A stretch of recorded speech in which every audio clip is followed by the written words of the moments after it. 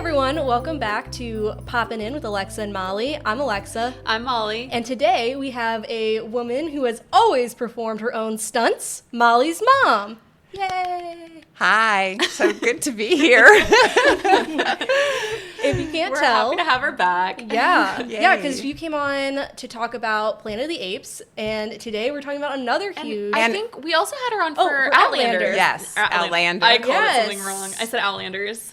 That's okay. We'll Not allow multiple it. Outlanders, just one. We won't burn you at the stake. I will never watch that show. Anyways, and so now we're going to talk about another huge franchise, Mission Impossible. And Molly told me that you rewatched all Mission Impossible before this Did you? podcast. I did. I had the misfortune to have the stomach bug, so I watched all of them from the first one to the... It's like 8.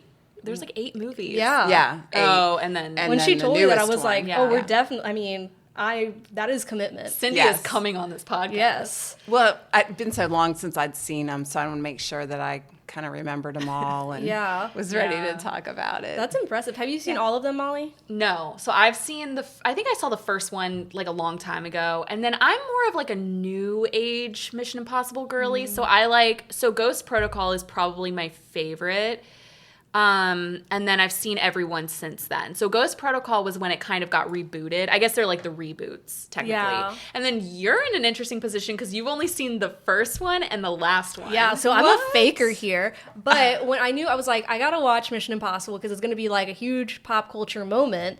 There were so many of them, I just like didn't have time to watch them all. So I was like, one and done. There we go. And when I left to go to the movies, I watched it by myself, and Chris was like, oh, like, which ones have you seen? I was like, only the first one that we watched together 3 days ago. And he was like, Yeah. well, good luck. And honestly, I don't think I needed that much more. Not really. I mean, the thing is, I was telling you, I was like, I've seen all of them, and I still am confused during them. So, like, Yeah. I don't think it matters.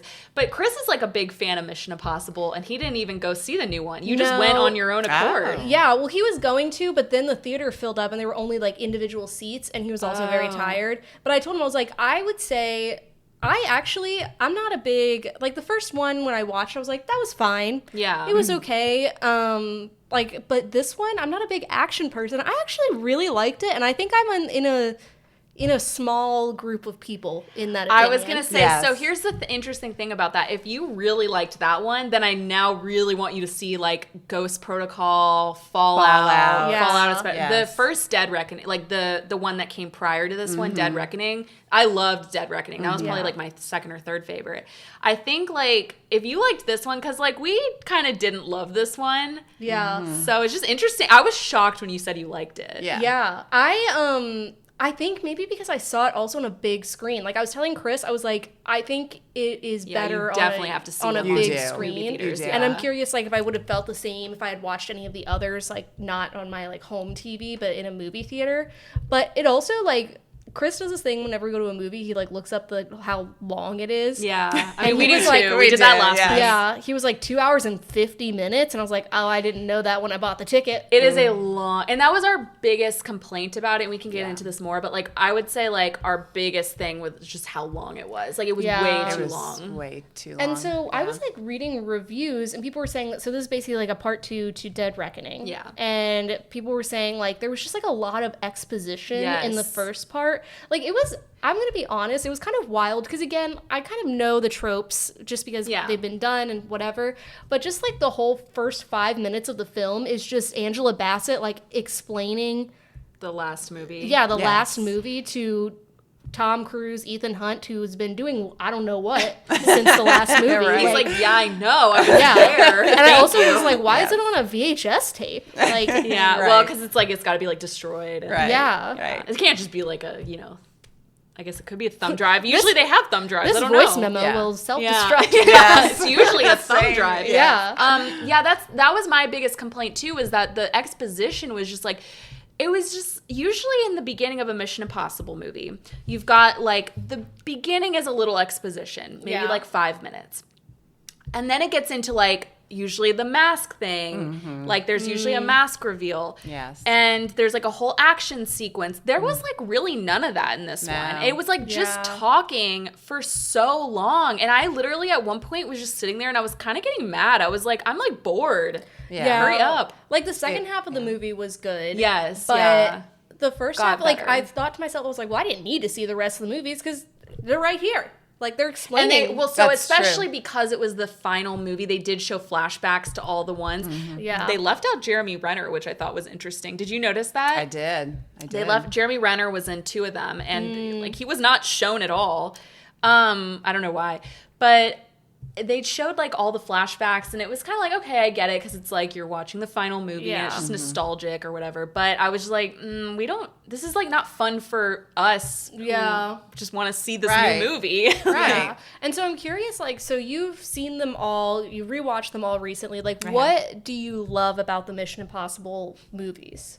So I think what I love is obviously the stunts, because Tom Cruise does a lot of his own stunts, and they're fabulous, especially in this last movie. I thought that was awesome. I also just love the camaraderie of the team, especially like Molly said, in the later movies, they have that specific team. Yes, that the first 3 don't have, which is like Benji, and then there's usually like the first one they get killed off, right in the very beginning. Yes. What's his face is in the earlier ones though, right? The one. Well, okay, there's gonna be some spoilers in this. Oh, yes. In this, and we should say that we post the timestamps in our episode description, and we also put them on our Instagram. Follow us at Poppin In Podcast. So if you want to skip a section or whatever, just take a look at that. But also stay with us. Yeah, so somebody, we won't get into that yet, but what I love is like I think Benji brings a lot of heart and soul. That's Simon Pegg's character. He brings that's I think why I'm kind of I haven't gone back and watched the second and third one because like Benji's not in it, and like the newer people aren't in it. He's in one of them, but he has a small role. I can't remember if it's the second or third. Yeah, he's just like behind the computer. I thought it might he be came the in third. at Ghost Protocol. It might be that, but for some reason I was thinking maybe the third. You know who but I could Simon be Pegg wrong. really reminds me of? Have you ever seen Love Actually with like that little boy? He's like a ginger British boy. But it's like him in 30 years. Anyways, I was thinking that the whole time. I was like, it's that little boy. Is that but Thomas something? I don't know. I described him as a ginger British boy. Because I think I know what you're talking about. He was like in Game of Thrones and stuff. Yeah. But so to give a little background, if you don't know, this movie is a follow-up to Dead Reckoning. I haven't seen it.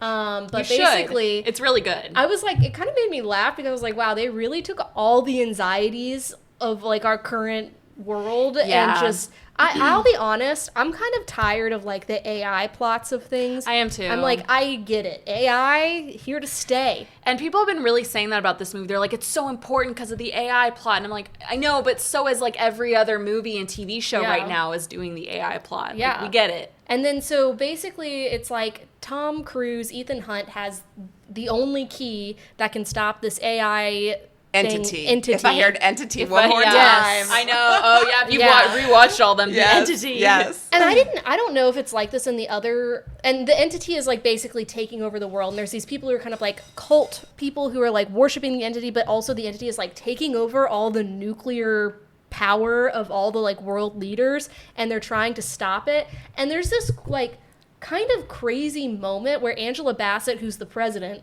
Bassett, that's not her name, but anyways, where they're trying to decide like if they should bomb all the other nuclear cities plus one select American city just out of good faith. So when you say it out loud, it's not one of those plots that's meant to be read out loud. Like, it's always going to be goofy. Yeah. But can't look at it too closely. You can't look at it like that. And I'm curious because they selected a city based on, like, importance and population and whatever. I'm curious which city. Like, which Williamsburg, Virginia. They're probably like, I don't know, Sacramento. Because they can't get rid of, like, New York or, like, D.C. Right, They're just like, let's one of these port cities, that's good enough. But I just think, I don't know if the other ones are like this, but it almost reminded me of, like, if you've ever seen Harry Potter where they're like, he's the chosen one. He's the only one who can fulfill the prophecy. And again, going from the first movie to this movie, like, the first one felt very like, this is a secret agent, like, whatever. And then this one I was like, there's almost like a little bit of mysticism to it, where it's like Ethan Hunt is the only person in the whole world who can do this thing. And they also mention they say the prophecy multiple times, and I'm just like, so are we getting into like a little bit of like magical realism here? I mean, we have to, the way he survived, but I was just like, that's so interesting. Yeah. I was going to say, it is true how they portray him. It's like he is the person that can save the world. He's just perfect. And he's perfect. And the thing is, I always say, I realized throughout this journey that I'm not necessarily a Tom Cruise lover. I am I love Ethan Hunt. Yeah. Like, I just love that character. Yes. He's just like a perfect human. He loves his friends. Yes. Yeah. Loyal. He's so loyal. He's great at everything he does. Everything. Yeah. He'll save the world. He's funny. He's problem got solver. some humor. Yes. Yeah. Like, I love him. Yes. Yeah. Yes. I'm curious, like... And he can do anything, like Yes. any kind of stunt there is, you know? Yes. So... And if he can't do it, he'll figure it out. Like flying Exactly. a He will get helicopter. there. Yes. Don't worry. Yes. Yeah, which some of the ways he figures it out. So Yeah. I'm curious, like, Trial what and error. What were your like favorite parts of the movie, if you had any?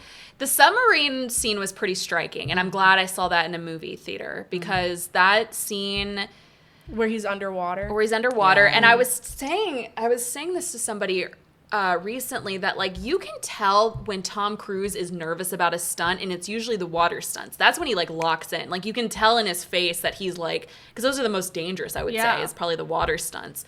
It definitely felt like they pulled a lot of stuff from like James Cameron Titanic to film that. Yes. Like they had to. Yeah. Yes. And he's really good. He's done this in other of the other Mission Impossible movies, but he'll like hold his breath for a certain amount of time. He can hold his breath for like a really long time.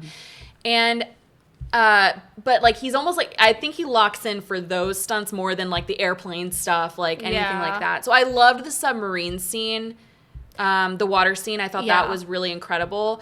And then the plane one was good. There weren't that many scenes that stood out to me in this one that they did in like the last movie. The stunts, you mean? Yeah. Just scenes Just in scenes general. in Like, I general. can't even think, other than the water scene, I literally can't really think of any other scenes. I will say the water scene, I was on the edge of my Yes, little that lifeboat, was- you know? yes. Like, Yeah. so for It's context, crazy. he basically they have this whole thing where he's in the Bering Sea, which we've talked about this before, of like, what's scarier, space or the ocean? And I always say the ocean. ocean. Terrifying. I'm on North Sea TikTok like nobody else. It really scares me. When he has to swim up, first of all, his ears would have exploded. That part doesn't make any sense. They spend all this buildup being like, you are going to be so far. He's only, I think, like 600 feet or something below the surface, but it's so cold. And at one point, like, so he's in this submarine that's been at the bottom of the ocean, and it's starting to roll off the ledge, which again, I've realized my fear of heights, because I was like, oh my God, he's on the, like, I was like freaking out about it. But then he gets the thing that he needs, he gets out, and a part of it gets attached to his wetsuit, and so then he has to take his wetsuit out. I'm like, you would be dead. You would. There's no way, like, you're holding your breath that long you would be hypothermic in like a minute. Freezing water. Exactly. Well, He's of just in his boxers. When what's-her-face pulls him in out. the Arctic. I was like, oh, of course you just found him. How'd you find him? How did she find him? That was unrealistic. The same thing with when he jumps out of, he's in like an aircraft carrier above the North Sea, and there's like something going on where he's like, I'm just going to jump out of the ship. And he had no plan. He jumps out of the ship into the Bering Sea. Yes. Yeah. He's like literally, and then these divers come up behind him, and they just so happen to be like American Navy people by accident. We got to talk about that boat, too. Yeah, we got to talk about that. Okay, we have to talk about this bisexual submarine. It was Yes. so crazy. First of all, That girl was hot. Tremel Tillman, hot. Tremel. So you don't know him, but he's from Severance. Oh, he's you a would like beautiful Severance. man. I really want you to watch Severance. But he was like, there's a line that he says in it where he's like, It's when he's I think he's like, they're leaning over the table, and Ethan Hunt is explaining all the things that are wrong, and he's like, yeah, like, this seems like it's not going to work. Let's try it, or something like that. And that's when he finally does his little smile. There's something that he says where he's like standing at the door, and I cannot remember what he says. But the Mission Impossible account posted, they were like, he is like something. They made a joke about sub, like they said something about sub, and they deleted the post. And I was wondering, like, did Tom Cruise get mad? Like, I don't know, but I was kind of like, that was a really gay submarine. That was wild. But also, I loved it. I was just like, and again, I didn't know. So it's IMF. I didn't realize it's Impossible Missions Force. I'm like, what a wild thing to name something. Impossible Missions Force. Yeah. Honestly, the name of the movies always make me laugh. That it's like Mission: Impossible. Like, Right. But he just jumps out into the sea and it just works out for him. So sometimes though they do, in this movie it did feel silly sometimes. But in past movies, like, they'll acknowledge that. Like, there's some of the funniest scenes are like stuff that Ethan says where like he'll there's a scene in the last one in Dead Reckoning where he gets to the edge of a cliff. He's on a motorcycle. Oh, I love that. And he has like Benji in his ear, and Benji's like, just go over the mountain and the cliff. And Tom Cruise is just like, I can't do that because like this. Like he's like explaining why that wouldn't work, and because like obviously because it's impossible. In this movie he would just do it. Yeah. But in the last movie he was like really explaining, like, he was like, I could get caught on a rock, like whatever. I can't remember what he said, but he was explaining to Benji, he's like, I can't do that. I would die. And what's crazy about the stunts is I was listening to this New York Times journalist who really loves him, and she was like, that stunt he did like multiple times because like he did it the first take, he did it like perfectly, and then the director was like, that was great, and he was like, I don't know, I feel like I can hold on to the motorcycle a little bit longer. So then he just like kept doing it. So in the new there's a new movie with Brad Pitt, I think it's called F1 or something. It's where he's like it's another franchise film. Formula. Is it? Yeah, because it has an R ball. Well, it's like, is it the first of a franchise or something? No, sorry, like you know how it's like Barbie? Oh, gotcha. Like, okay. it's like F1. Gotcha. Yeah. Sorry, I thought you meant like it's a sequel or something. It's based on the Formula car racing, or that's what it's about. I mean, Brad Pitt is in it, and somebody had mentioned they were like talking about Tom Cruise being in it, like if like Tom Cruise had played that role. And the person that worked with the cars in the movie said, I've worked with Tom Cruise before. Here's why we could never have him in this movie is because like he doesn't stop. Like he is not safe with, like he was essentially saying like he wouldn't be safe about it. He would just go to like, however, he would just keep going as fast as he could, and he just like wouldn't be safe about it. Right, and that's the whole thing with the airplane scene. So I was reading about this. So the whole climax is like they're in, I don't know what you call it, but it's like an old-timey airplane. It's like a biplane. A biplane, that's what you call it, Yes. And they had a really hard time finding insurance people to insure this stunt, and also a country that would be like, yeah, you can do this here. So he basically, like, someone was like, well, what did you do? And he was like, well, I found better insurance people. But it's just like, I'm like, yeah, that would be a crazy thing to insure. And I'm also curious from your perspective, obviously, like, Tom Cruise, great at stunts. How do you feel about him as an actor in this movie? I just didn't think about it. I mean, sometimes I think he's a great actor, actually, or a good actor. I'm not going to say great, but a good actor in some things. Right. Some things, I'll get into this, but like some things I think he can be a good actor. I don't know if we'll ever see that again because I think he's just now doing these he's just a movie star now. Yeah. So I didn't really think about his acting in this movie. What are you going to say? I was going to say, I agree. I think he's good at doing this character. Yeah, character. So acting out this character, he's good in. I don't know that I would say he's a great movie star, but I will say that from everything I've read and heard about him, and other people have said that he is one of the hardest working actors. Oh, definitely. That, because he does his own stunts, that he will just make sure everything looks perfect. And not even manic. He's a perfectionist. Well, Yes. Yeah. But right. I think he's not even stunts. I would say, do you remember when he was in Rock of Ages? Yes. He was not a great movie, but is a musical. But he was great in it because like he played like a rock star in it, and I mean you could tell he put his all into it. Like he really trained. Mm-hmm. And like if you listen to the soundtrack, it's like he sounds amazing in it because he's just like he really just puts his all into it. But I think the reason for that is because his personal life isn't great, and I truly believe that he wants to die doing a stunt. I genuinely believe that. He wants to keep doing it into his 80s and 90s. I don't think he cares about... I don't think...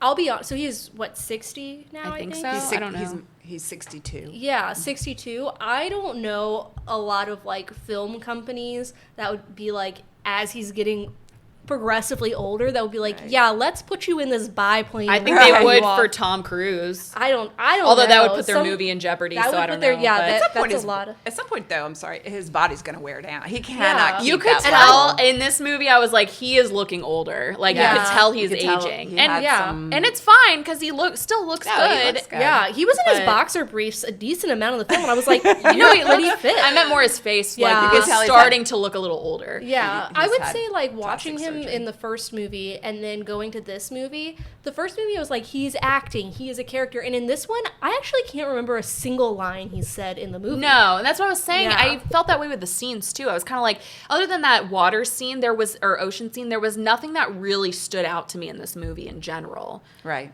Yeah. I agree. It just... I don't know. Especially when you compare it to some of the other movies. See, okay, I need you to watch Ghost Protocol, because that movie is That's one of my amazing. favorites. And then also Fallout is my other favorite. That one's really good. And then the first part of this movie, Dead Reckoning, was really good. That's when Haley Atwell comes in. Her character, I realize, is kind of useless, though. She's supposed to be like this, like, orphan, like, you know, is good at pickpocketing, but she's really not good at anything. Yeah. Like, she didn't know how to, like, everything. In the last movie, she's supposed to drive a Fiat. She, like, doesn't know how to drive it, so they're, like, spinning in circles. She's, like, just, like, terrible at it. And then it's just, like, all these things where it's, like, Ethan is always saving her because she doesn't, like, know how to do anything. In this movie, she, like, couldn't, the Eskimo lady was, like, is that the right? Yeah. Okay. Was so. Like, what is it? Anyway, yeah, Inuit. sorry. Was like, you need to drive the thing. And she's like, I don't know how to do that. And I'm like, do you know, I thought you were, like, this, like, savvy, like. Yeah. I also, someone, like, it had been complained that it wasn't, like, hot enough in the movie. Like, and Who was it? like, just people, like, the critics. But, like, who wasn't? Like, no, like, there wasn't, like, enough Chemistry. sexiness in the movie. Whereas, and I kind of felt that. Like, I feel like the sexiest scene is when she's, like, literally, like, giving him CPR, and it's just like a straight shot into her cleavage for like 45 seconds. Yeah. And I just was like, okay, there was way more chemistry in the last one, I would say, between the two of them. And I then think with Rebecca Ferguson. Ferguson, I think she was much she was better. not in this one because I Yeah. forgot that she was spoiler, she died in the last one, which isn't a spoiler because you obviously she's not, like, in this one. Yeah. But they had a lot of good chemistry too. They did. I'd I like forgotten that she died in the last one. I was so sad she wasn't in this one. Mm-hmm. And I will say, I do think, like, so I'm curious, what do you think is, like, Mission Impossible's impact on, like, the culture overall? Because people love it. And I'm curious, like, I'm like, again, I've only seen the first one and the last one. I'm like, these were good, but I don't know. Maybe it's just something where it's, like, not my vibe, so I'm not like, oh, I'm obsessed with it. But people, like, I went to go see it, like, 2 weeks after it had come out, and the theater was sold out. So I think you have to see the rest of them, like, genuinely, because, like, second and third one is apparently, they're not good, apparently. The third one was. It's funny because I was telling Molly, I love the first because it was the first, and you get introduced to the whole mask, and I love John Voight in it, and the whole mystery of you don't know what's happening. But the second one, I rewatched it, Molly, and I did Everyone not says like it's it. really It was bad. horrible. Yeah. It was not good. Third one was much better with Philip Yeah. Seymour Hoffman. He's really good in it as the villain. It made me laugh because I think it's like on Amazon Prime. It's like you watch the first one. It doesn't even give you like Mission Impossible 2. It just goes straight to they're 3. like, you have to like doesn't find, exist. you have to like search really? it. Yeah, That's funny. Oh. So I think, and especially if you watch, I mean, Ghost Protocol has like a crazy stunt scene in it. Yes. And it's my favorite stunt scene like ever. Mine too. And I think What is it? it's he climbs the highest tower, the tallest building in like the world, I think. In Dubai. Sorry, it sounded like the intro of like Shrek, where he's like the highest tower in the the biggest land or what. Anyway, sorry. He climbs like it's a tower in Dubai. It's the highest tower in the world, and he climbs it, and it's like so crazy. It's like on the edge of your seat because he has these gloves that like what are they battery powered? Yes. So it's like they go red at one point. He like falls. Like it's really crazy. Yes. And it's like, and he definitely did his own stunt there, and that it just you have to like. I think again, it's like the power of like the friendship between all of them, which is why I love like the newer ones because like the group effort is always good. Because the thing is, he couldn't really do a lot of what he does without like Benji. Yeah. And what's his name? The one who Luther. And so I think like that's like some of it, and also just like the stunts are just incredible. So I don't know. That's what I'm drawn to. That's what I'm drawn to. Yeah. I mean, not everybody's gonna love it. Like, and just Tom Cruise. I mean, there's something you can't. If you love him or hate him, I have a friend that she doesn't like him, but you can't. He does have charisma. There's definitely something about him. Professionally, I am like a huge fan of him because I think, and also like professionally, I mean, one of my favorite, one of my comfort videos is him. He's on James Corden because he and James Corden are like weirdly like good friends, and he makes James Corden jump out of an airplane. It was like for press for like one of the last like couple movies, and they go skydiving, and because Tom Cruise just does this daily, like he just goes skydiving, and so he makes James Corden go skydiving, and it's like it's just like so cute and so funny, and like it's one of my comfort videos. Like I just love him. I do like love his personality. Well, it's like, it's interesting because I was like reading this thing, you know how like there's that thing where it's like Nicole Kidman the day she divorced Tom Cruise and she's walking on the street, she's like, yes. Which I don't know if that's real. I don't either, but she said she was like, when we were married, like our marriage was pretty perfect except for the Scientology stuff where she was like, I didn't want to join the Church of Scientology. That was obviously a big problem for him, and that's basically why it ended. But she was like, other than that, it was fine, like I really loved him.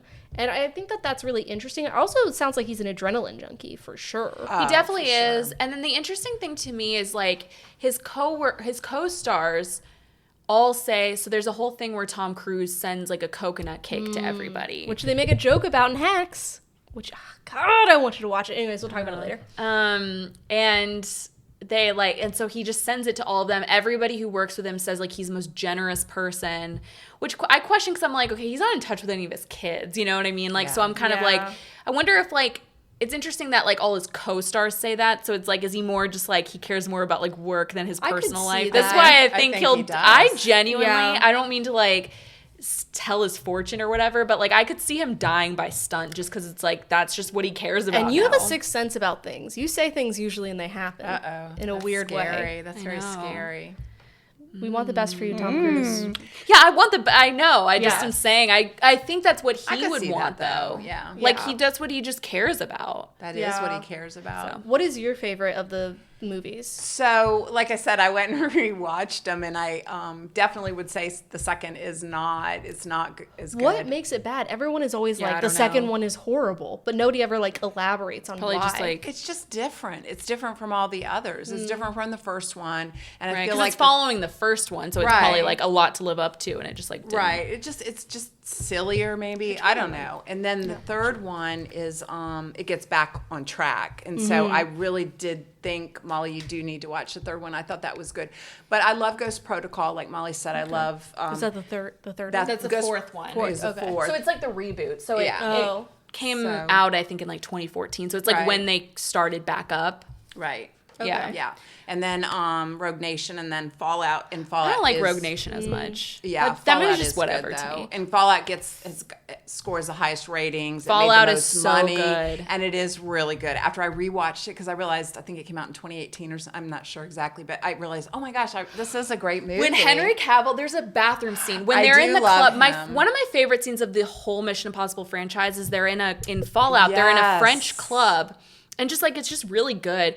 He's fighting it. He and Henry Cavill are fighting a guy in the bathroom. Yes. And Henry Cavill does this crazy thing with his arms where he's just like, like he like does like, he almost like, it's like he restarts his body or something. Oh my God. Vanessa Kirby is in those movies and she's gorgeous. Oh, I love Vanessa Kirby. Gorgeous. But it's interesting. So something about Tom Cruise is that he really, at least Ethan Hunt and also maybe Tom Cruise, is like always like attracted to women with brown hair. Yeah. And but Vanessa Kirby has very blonde hair, like silver hair almost in these movies. And I think it's interesting because they make it very clear she is not a romantic interest of his. And I think that's funny because it's like she's the only one with blonde hair. Like Haley Atwell, Rebecca Ferguson, all have like they have brown hair. Michelle Monaghan. Because that's his wife. He ends up marrying in the third one. Yeah, he gets I saw married. that flashback. And that was another thing in this movie. They showed her in the last one. She was not in this one.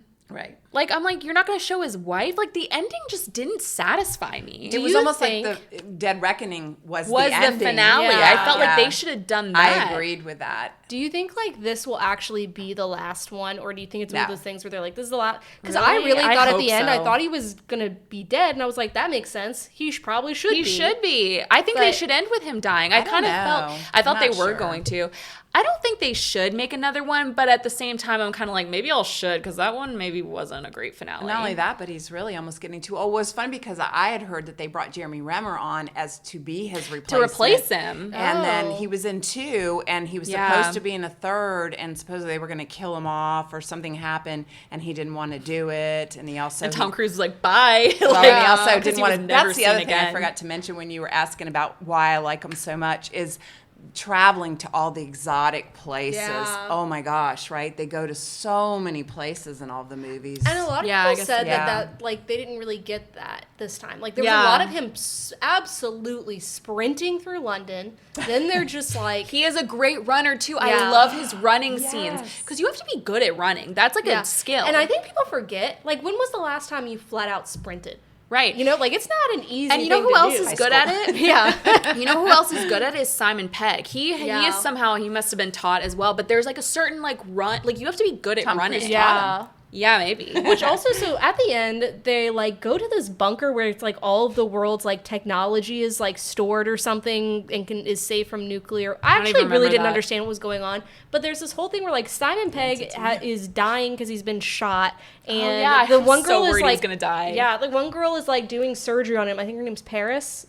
Yeah, is like doing.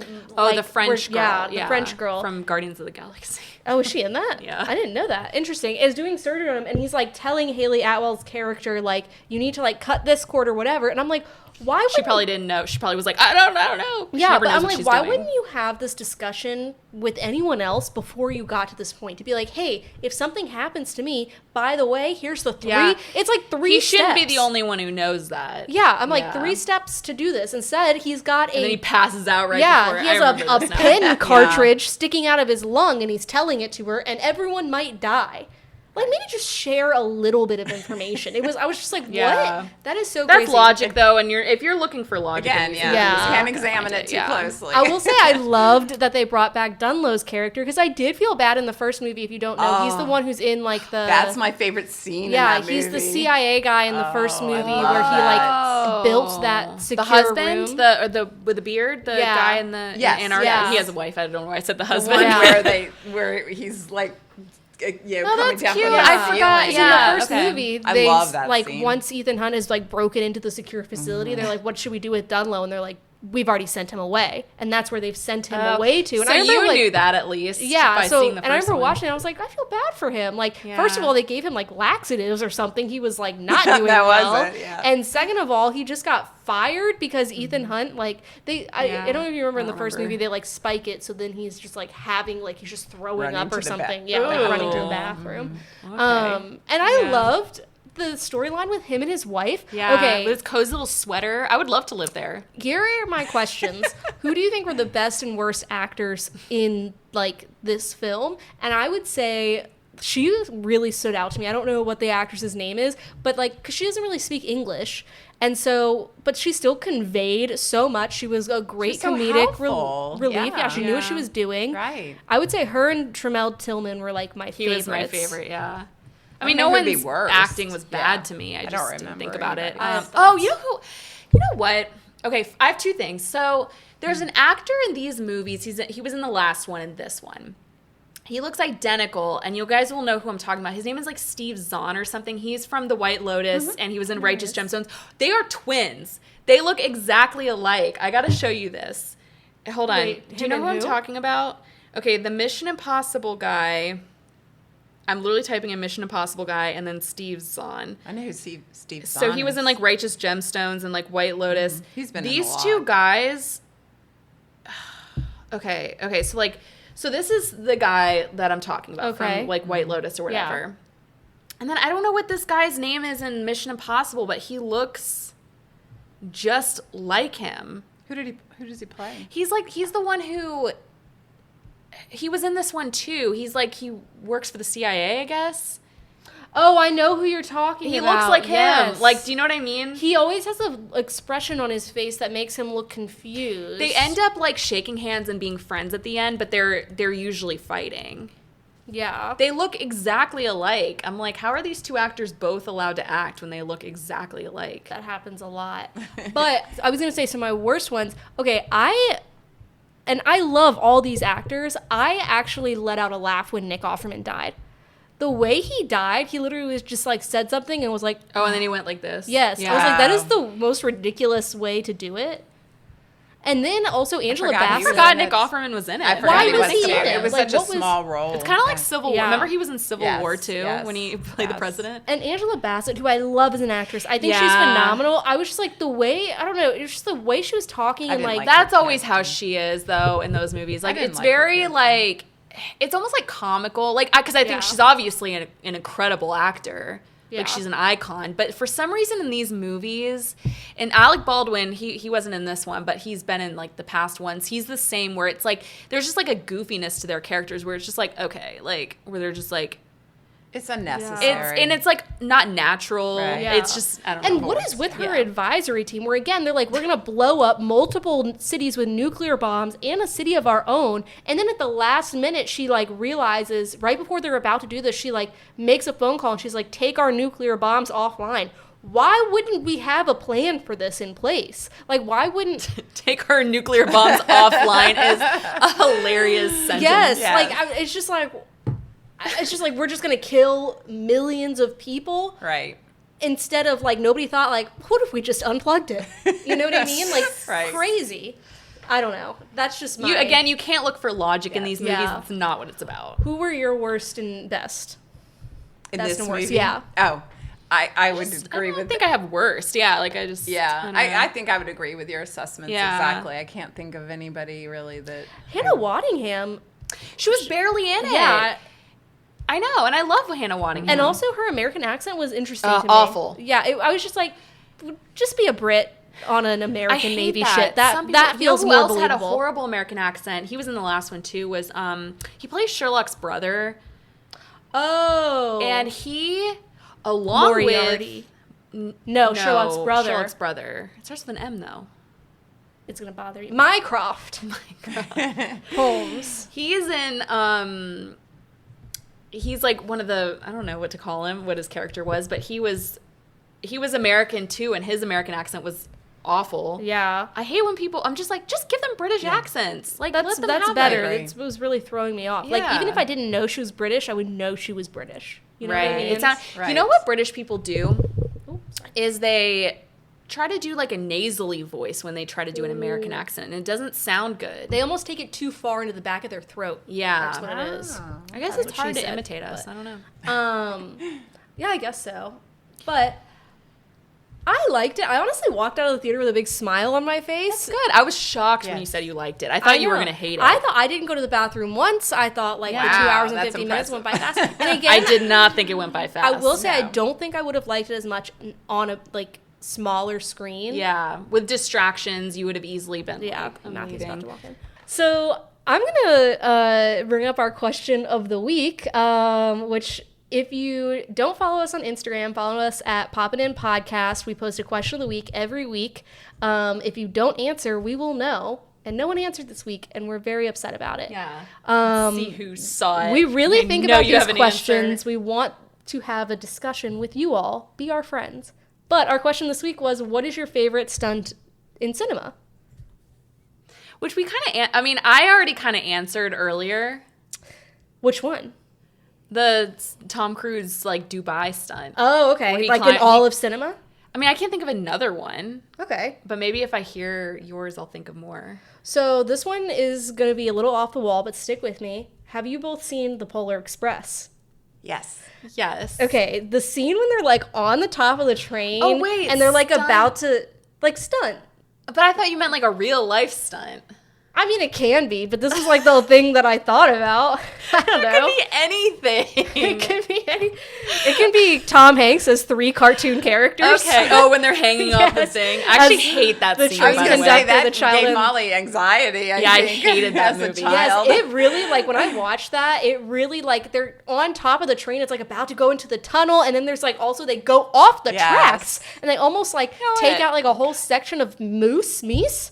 Screw that movie. I don't like that movie. It's so creepy. I both don't and do. It's because their eyes don't move. Their eyes are dead inside. No, it's Uncanny Valley. Like, all their... Yes. But anyways, that's a crazy stunt for those little cartoons. If I'm going to say a different one then, because I would say the Tom Cruise, like, climbing the tower in Dubai, which might be yours as well. But I guess if you're just throwing it doesn't have to be, like, a stunt. Like a real stunt. I would say maybe the Titanic, like when it goes all the way up. When you don't know what I'm talking about, do you? Oh, that's when the ship breaks and it goes all the way up. I've seen some clips. Okay, it's not the same if you haven't seen the whole movie. And also, like, next time it's in theaters, you have to go. We rewatched it. I've seen Titanic I've seen it 1,000 times. And I've we seen were, it like, in theaters gripping 3 each other times. as it was, like, going down. Yeah. Because seeing it in theaters, you're just like, oh, my God. Like, I'm on the ship. It splits in half, and they're at the top. No, it's crazy. That's a tragedy. Okay, but they split in half, and they're holding on to each other, and people are falling. It's horrifying. And I'm pretty sure Leonardo DiCaprio, like, almost died while filming that. I don't think so. I'm just kidding. I think he did, like, something with, like, almost drowning. It was either him or Kate Winslet. I can't remember. I thought you meant from that. I was like, I don't think they really did that. No. What's yours? Yes. All of cinema, any stunts that stand out. I didn't know that was the question. I'm going to have to go back to Mission Impossible just because that comes to my mind quickly. I would say, like Molly, the Dubai, when he's climbing up the building in Dubai. But I would also say on the third one, if it starts out, Mission Impossible 3, with him climbing up cliffs. I think he's in Utah. Okay. And your palms will sweat. Yeah. And he does it all himself. And it's just really intense. And so I think that's pretty cool too. I also, did you guys ever see this movie? It was with Kristen Stewart in like 2003, where her dad like runs a bank, but she's for some reason like a professional climber, but she's also 12 years old. Is that the Panic Room one? No, that one's different. Also a good movie though. And they're basically trying to like prove that like the bank, like he does the security and they're trying to prove like we can beat the security and we're a team of 12-year-olds. And she does so much. It's a good movie. She does so much climbing. I remember I was like, I want to be a climber. I started like attaching ropes to trees and climbing them. And my dad, like I remember saw me from the window and he had to run out and be like, what are you doing? As a kid, I used to rock climb a lot. Yeah. I haven't done that in a while. I would love to. It's tough. It's tough really, really hard. It is. So I can't imagine like just climbing the tallest tower in the world. No. I can't even fathom. Huge rocks. Yeah. That's crazy. But so I just want to briefly talk about another action adventure film that I watched this week. Or recently, this past week. Have you guys seen like anything about The Fountain of Youth on Apple TV? Yeah. Yes. With John Krasinski. Watch it. It looked horrible. I could have told you horrible not to watch reviews. it. But I was excited because here's the thing. It felt like what's the Declaration of Independence one? It felt like National Treasure. And Indiana Jones combined, which they even like make a reference to Indiana Jones as basically like them being like related. I think they were probably thinking they were gonna follow. It was so boring, and it's insane how many actors are in this. So I just am going to like list it off. It's John Krasinski, Natalie Portman. I'm gonna say his name wrong. Donald Gleeson. Irish. Isa I'm just Gonzalez, a huge fan of his, so I just know. Arian Moayed, he's from Succession. Yes. Okay, now I might watch this movie. Stanley Tucci. Well, who was in it for 5 seconds. Here's why he was in that. I can tell you already why he was in that movie. Oh, right. They're related. He's related to John Krasinski. Yes. I don't even know what the point. His point was he's listed as elder. He's just like the only person as part of like a cast of whatever who is supposed to be protecting the Fountain of Youth.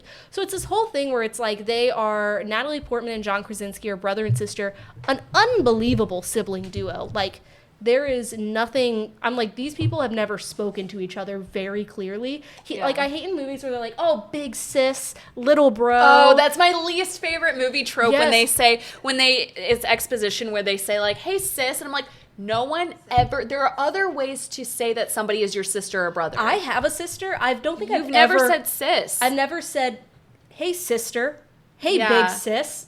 I'm like, I would be like, hello, Olivia. Yeah. Like, what? That's so strange. No, that's my least favorite thing. So the thing with this movie that I didn't watch it, but I knew immediately that it reminded me of like and it's not based on it, but it reminded me of a movie that would be based on like a Disney World ride. Do you know what I mean? Like it reminded me of like maybe like Jungle Cruise or something like that. Yeah. Like I felt like that's what they were going for. I don't even know. Like it's hard to explain the plot where it's basically like Donald.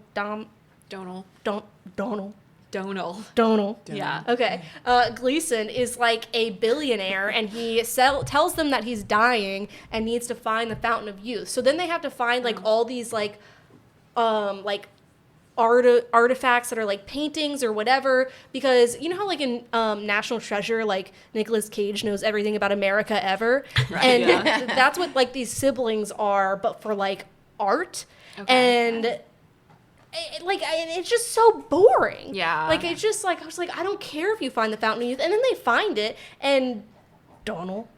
I feel like I need to say it gutturally. I guess just say Donal. Donal. Yeah. Okay, anyways. Gleason, he, like, goes up, and he basically, it's like, I'm not kidding, he just looks like he's having some horrible, like, CGI epileptic fit, and then just, like, kind of like ages rapidly, Indiana Jones style.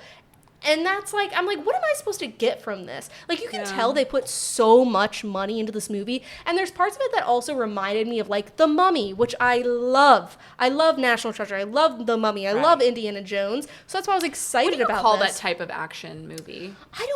Artifact action? I would call it like family-friendly action thriller. Historical action? And it feels very early 2000s, a lot of them, like outside of Indiana Jones. That's what this movie was giving me. And I'm like, I think outside of the 2000s, like it's not working. Like, I think if The Mummy were released today, it wouldn't have the same probably like cultural impact that it did at the time. Do you think John Krasinski will ever be in something as good as like because he did A Quiet Place movies, and like those were good, those were great. And I feel like, do you think he'll ever do something like that again? Because, like, the last movie that I don't know if he had any kind of role other than acting in this, but the last movie he, like, made, was, like, that stupid If movie, which, like, didn't do well. Oh, yeah. And I'm like, I hope he does something good again, because I do really love John Krasinski. Yeah. But I feel like lately, like, he's been kind of a flop. Yeah, and it's just, again, like, it's kind of like in Mission Impossible, you're like, there's no way he could survive this, but that makes sense because it's Mission Impossible, where I'm like, I don't know, this is the Fountain of Youth. Like, how are you doing this? Yeah. Like, they have to go onto the Titanic and resurface the Titanic for, like, they put it on floats. Didn't they see what happened to Submersible? Exactly. Exactly. And they have to, and I'm like, what? We can't, it's just, it was too much. Don't watch it. It, like, really isn't worth it. But it makes me sad because I was excited for another historical action adventure. I mean, I also based on this cast, I would have loved to have watched this movie, but I saw it and I was like, no, I'm not watching that. Natalie Portman, we all know, great actress. We've seen Black Swan. She has the Oscar curse, though. What? When some people, when they win like a Best Actress Oscar, they never do anything good again. And I think she has that. This one, I was like, I would give her a Razzie almost. I was like, this is a bad. I was like, I bet. I was but just it's like, probably the dialogue. Like, it was she. It's not on Natalie Portman. I love you, Natalie Portman. But like, I was just like, I can tell that you're acting. Like, again, I'm like, you and John Krasinski are not related. And I know. I thought they were love interests, actually, looking at the movie. I didn't know they were brother and sister. No, his love interest is Isa Gonzalez, who plays Esme. She's from Three Body really Problem. pretty. She is, but she's a weird love interest where he's like, she's also like trying to protect the Fountain of Youth via Stanley Tucci as the elder. It doesn't make any sense. No. It doesn't make sense. It's so long. She also has like a music prodigy son who's like not five. He's like 10 years old and like helps him save the world. It doesn't make any sense. Don't watch it. I won't. From one action film to another, don't watch it. Okay. Thank you for letting us know. Thanks. You watched this, so we didn't have to. That's Yes, right. as I do for this podcast a lot. Yeah, you a do. lot. I don't. Yes. I watch You put things in that the I hard work. want to watch. Yes. But Things you do want to watch that I don't want to watch. Yeah. Musicals. The Tony Awards happened. yeah, the Tony Awards came on this weekend. And okay, let me just say, I haven't seen a more divisive Tony Awards in like years, season and years, because this was a huge one actually, and there were a lot of like surprises. But my mom and I both love musicals. Like that's like You guys We go like do. every bond year to over New them, York, We right? do. And so we saw a couple of we saw one of the not really, actually. It wasn't really nominated other than, like, Bob Odenkirk got nominated. But, yeah, so we saw one of the shows that were nominated. But Which one? Glenn Ross. Yeah. And this like, award show was interesting. So the main, like, I guess, race was really between, for Best Actress in a Musical, it was really between, like, Audra McDonald in the Gypsy, not remake, but Gypsy revival. And Nicole, what's her name? Schlesinger? Schlesinger. I can never Schlesinger? pronounce it. Schlesinger. I had it. Okay, I don't have any more. Nicole, yeah. Schlesinger. You guys all know Nicole, whatever. Yes. She was in Sunset Boulevard revival. Everyone kind of thought it should go to Audra for multiple reasons. And Audra, okay. The thing about Audra McDonald, I've always loved her since I was a little girl because I loved her in Annie. I used to watch Annie all the time. Well, both Annies, but the like remake of Annie, I guess. Like she was in that. She played like she's like the mother figure, but she like works for Daddy Warbucks. Like I don't know. I never know that girl's role, but anyway, she was in that, and she's just like ever since then I've like loved her. Like she's an incredible. She's a powerhouse. So she played like Mama. What's her name? Mama Warbucks? No, I'm sorry. singing Gypsy. She played Rose. Rose, yeah. Right, yeah. Yeah, because Rose's turn. Yeah. Insane performance. She performed at the awards too. Did you guys see it? Have you seen it? Her performance? Yeah. I watched the clip. I didn't watch the okay. awards show because I just like watch clips. But so it's between the two of them, which I'm not sure why. It should have gone to Audra. Like it just should have. Nicole won, which was shocking. But apparently, I mean, the Sunset Boulevard revival is apparently very good. But I think a lot of people really don't like Nicole right now because I don't actually know what exactly she has said. But like politically, people are like, oh, interesting. I don't know if she like voted for Trump. Like, there's just like there's something there that like she's very divisive, and so for multiple reasons, people were just like not really rooting for her to win. Yeah. And she won, and it was like it was a bit of a shock. Too, because I would have expected Audra deserves the Tony, like she really did. And then also a big one for me as like a former Glee fan was the Best Actor in a Musical, because it was like that one was really between Jonathan Groff for a show that he plays Bobby Darin in. Do you know that show? Yes. And then Darren Criss is in a show which I kind of wish we had seen now. I know. It's called Maybe Happy Ending. He plays like a robot. Oh. It's like two robots that fall in love. Picturing like the bicentennial man. I don't know. He won the Tony for that. Yeah. He won, and I was like, I really thought Jonathan Groff was gonna win. That play won a lot of awards. It did, and so those were sort of the big ones. I've been hearing a lot about Oh Mary. Oh Mary, and yeah. so Cole. So the other thing with Nicole winning for Best Revival Best Actress was that Cole. I don't know their last name. It's like Cole Kokla or something like I that. think it started with an E. I don't know. So they play Mary Todd Lincoln in a show called Oh Mary, which is apparently really funny. I like really want to see it. It's Cole Escola. I was right. Escola. It started with an E. I was right. They made a joke. So they were like you know when you go like and you after you win an award, you like talk to the press in the press room or whatever. While they were like talking, the Best Actress was like on screen winning for Best Actress. And so they were like all watching, and they're just like a funny person, like just making jokes, like whatever. And Nicole won, and so Cole made a joke and said like 4 more years, and they were just joking, like they were like literally just joking. But I think like people took that as like, I don't know, but I really want to see Oh Mary now. Like apparently it's so funny. I think I told you about like Chris and I were watching Jeopardy one time. You know how sometimes they do theme categories, and one of the sections it was pop culture Jeopardy. No, this was regular Jeopardy. It's pop culture. I was there. I think I've told you the story before. No, but I was there because I knew the answer. I don't think you were, because I remember I meant like whatever. Was like I should bring. Well, that's Chris. Maybe, okay, whatever. Anyways, and like the whole thing was on Oh Mary, which we hadn't heard of it. I think it was like its opening weekend or whatever. And it was a Mary Todd Lincoln category. Yeah. Oh, okay. And we were just like laughing because we were like, something about this feels like too soon. Too soon. Yeah. Because they were like, literally, they were just like, when Lincoln got like assassinated in the head or whatever.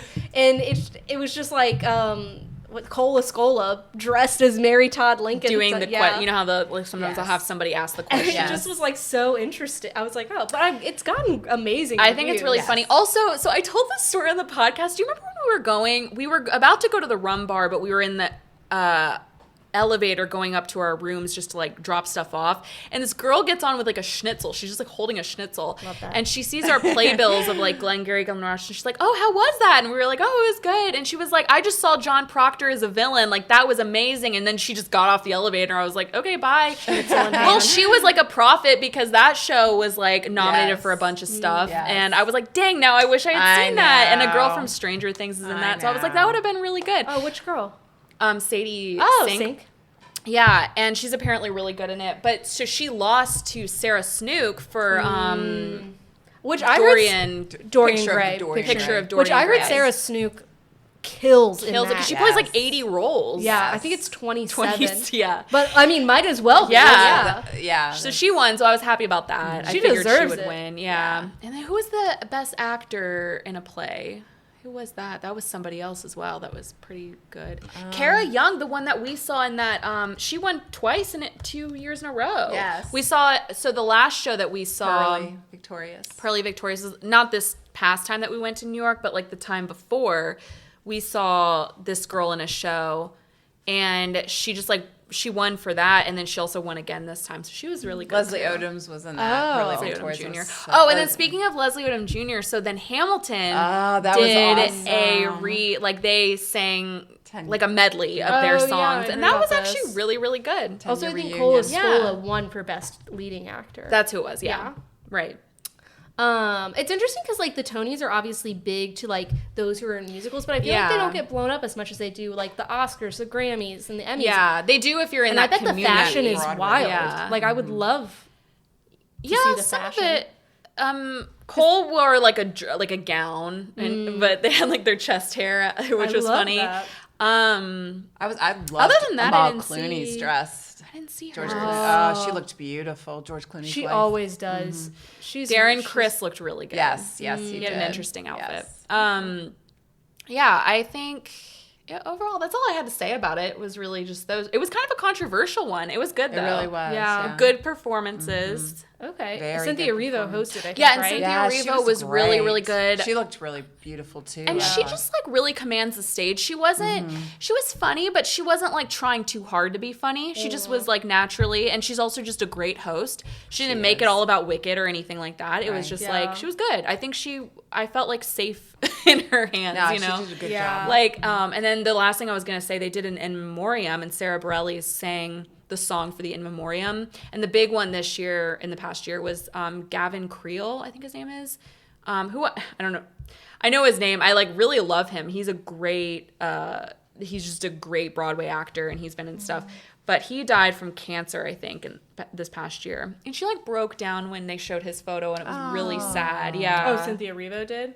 Sarah did, and Cynthia Erivo like hugged her. Like it was so emotional. I love I didn't Sarah see Bareilles. that. Yeah. If you haven't seen Girls 5 Eva, she stars in it, and it is so funny. It's a Tina Fey show. Yeah. Yeah, There's a lot it's of really like good. Broadway people in it too. Oh wow. Yeah. That was kind of it. But yeah, so I am so excited to get into this next topic. I'm so glad. So we all watched Sirens. Yes. And I did not know that Molly watched it. I think you played me a little bit because you kept My saying recommendation. Yes, you kept saying you're like, oh, well, we can talk about Sirens. My mom watched it, and I was like, oh God, I'm so glad you watched it because I kept like saying I shouldn't tell Molly to watch it because if I tell her, she'll never watch it. But I was Yeah, like, it's she true. would find this interesting, unless I'm wrong. Well, you kept telling me you're like it's so quick to get through, which It I is. guess It's I only would 5 agree. episodes. It's only 5 episodes. They were like an hour long each episode, but I mean, other than that, I would say it was pretty easy. I was just on my walking pad, just walking and watching it. Yeah. What did you guys think?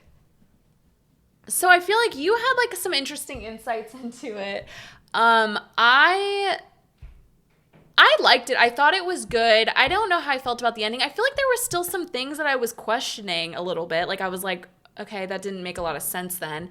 But I thought overall, I did think it was good. It really reminded me of like, I thought it was based on a book. It felt like I was reading based a on beach a play book. called play. But LMNOP by Molly Smith Meltzer.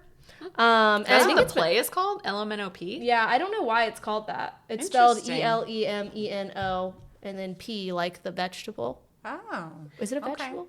Whatever. Yes. Okay. It is. I guess it wouldn't be a fruit. But so for context, Sirens is like the new Netflix show. I think it dropped like last week, maybe the week before.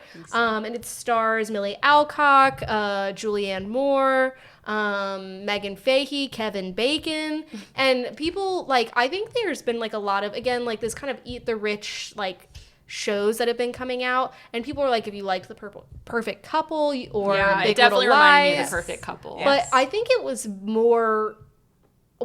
better done. Yeah, it was a little bit more nuanced too. And there was like more depth to it, I think. And so I should say at the top of this, like we should give like a little bit of a trigger warning because there are some talks about like suicide and a little bit about like sexual assault and that sort of thing in this if we go into that. So just FYI, if you watch the show or if you listen to this part of the podcast.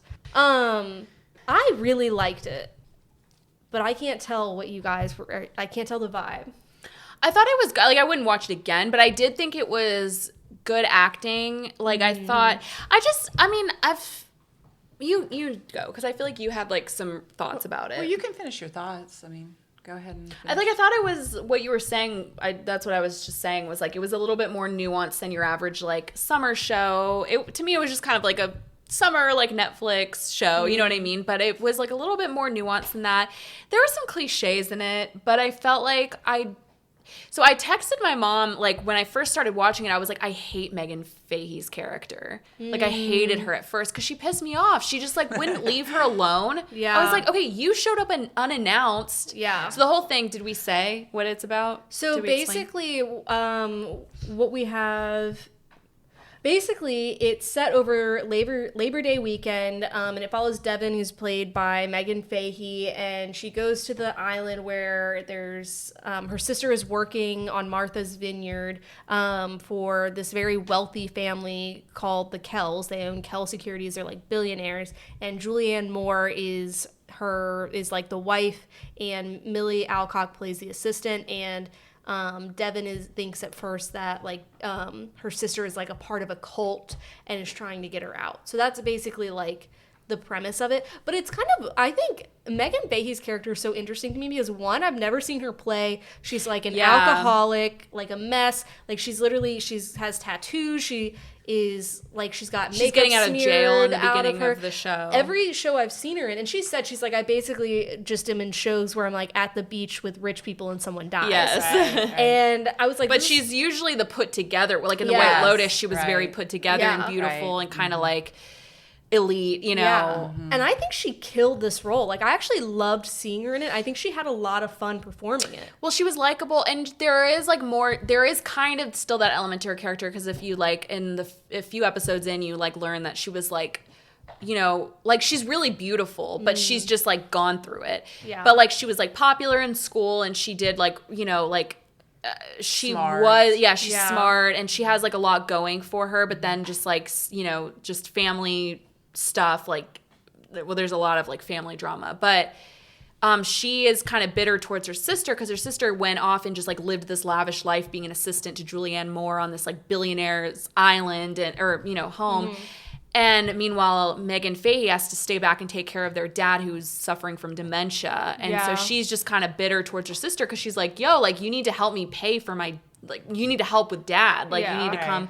And you kind of, and at first it kind of looks like you feel bad for her because, like, the sister just looks cold. I'm talking about Millie. What's her name? Millie Alcock. Who She's from House of the Dragon. Yeah. Oh, okay. She's gorgeous. Really, really pretty. And you kind of are like, wow, she's cold. She doesn't want to help. But you learn, like, why. Yeah. And the whole show, I really felt for her character the whole time. And I kind of felt like Megan, I was like, give her a little bit of a break, girl. Yeah. Like, you didn't... Megan Fahey just storming into the house, and it's like, Yes. and that pissed me off and right Millie away. Alcock, she plays Simone. Simone keeps saying like, this is my job. Like this is my job. And once again, it is cult-like. Like, and she's wearing all like Lily, and unironically, I hated this, but I like really liked her outfits. I know we weren't supposed to, but I was like, well, I really like her outfits. Like, it's very cute. Like, her room is cute. And I feel like we weren't supposed to, but I was like, actually like how she looks. And I think they pegged Martha's Vineyard style and kind of like the feel of it to a peg. They wear these basket necklaces. I don't know if you guys noticed. They're literally gold necklaces that look like a basket. How much do you think they are? I looked them up on eBay. Like $70,000. I have no idea. Okay, well, this is gonna sound not as good. They're like $2,000 for like this. That's a lot. Yes, and I'll be honest, I didn't think they were cute, but like that's the whole like aesthetic of like that, like a coastal. I did like her vineyard vines. Like I did actually really like what's Emilia Alcock's character's name? Simone. I really liked Simone's outfits actually. I thought they were cute. I know we weren't supposed to, but I was like, she looks cute. Yeah. And the thing is, like, Megan Fahey, like, just stormed in and was like, you need to come help with Dad. And she was just being annoying, generally annoying. And I was like, okay, she is working. She didn't know you were coming. To be fair, it is insane that it's like Simone found out that their dad has dementia. She sent an edible arrangement with a card that said "chin up." Okay, but when you find out what her dad did, it is strange. Right. And I think it was actually Julianne Moore who sent it, because at one point she mentions that she sent a fruit bath or an edible arrangement. So it's kind of like implied that she probably just sent it. Right. Yeah. Maybe, I don't know. But I do think, like, the thing is, yes, but I really felt for Simone the whole show, because when you find out about the dad, and yes, he's lovable now, and he's like, I don't think he was that lovable, but well, okay, but like, you know, you feel whatever, I thought he was lovable throughout the show, like later, but when you find out what he did, like, if I were her, I'd be like, I don't do dad anymore either, like, I'd be out, sorry, like, sorry to my sister. And here's the thing, yes, it sucks, I know, I'm sorry, it sucks that she left it to Megan Fahey's character. What is this girl's name? Devin. It sucks that she left it all to Devin, but the thing is, I hated how Devin acted towards her. To me, Simone went through it way more than Devin did. Oh, yeah. For sure. But also, there's the whole thing where it's like, so basically, Simone gets left with her dad, and her dad is like not growing up when they're little. When they're younger. Yeah, and Simone is like, the mom died in a very tragic way, and in front of Simone, almost killing her. Right. Yeah, and Devin basically has to drop out of college and then raise Simone. And so I think there's like resentment there where it's like, you know, she's glad that she did it because she loves her sister. Right.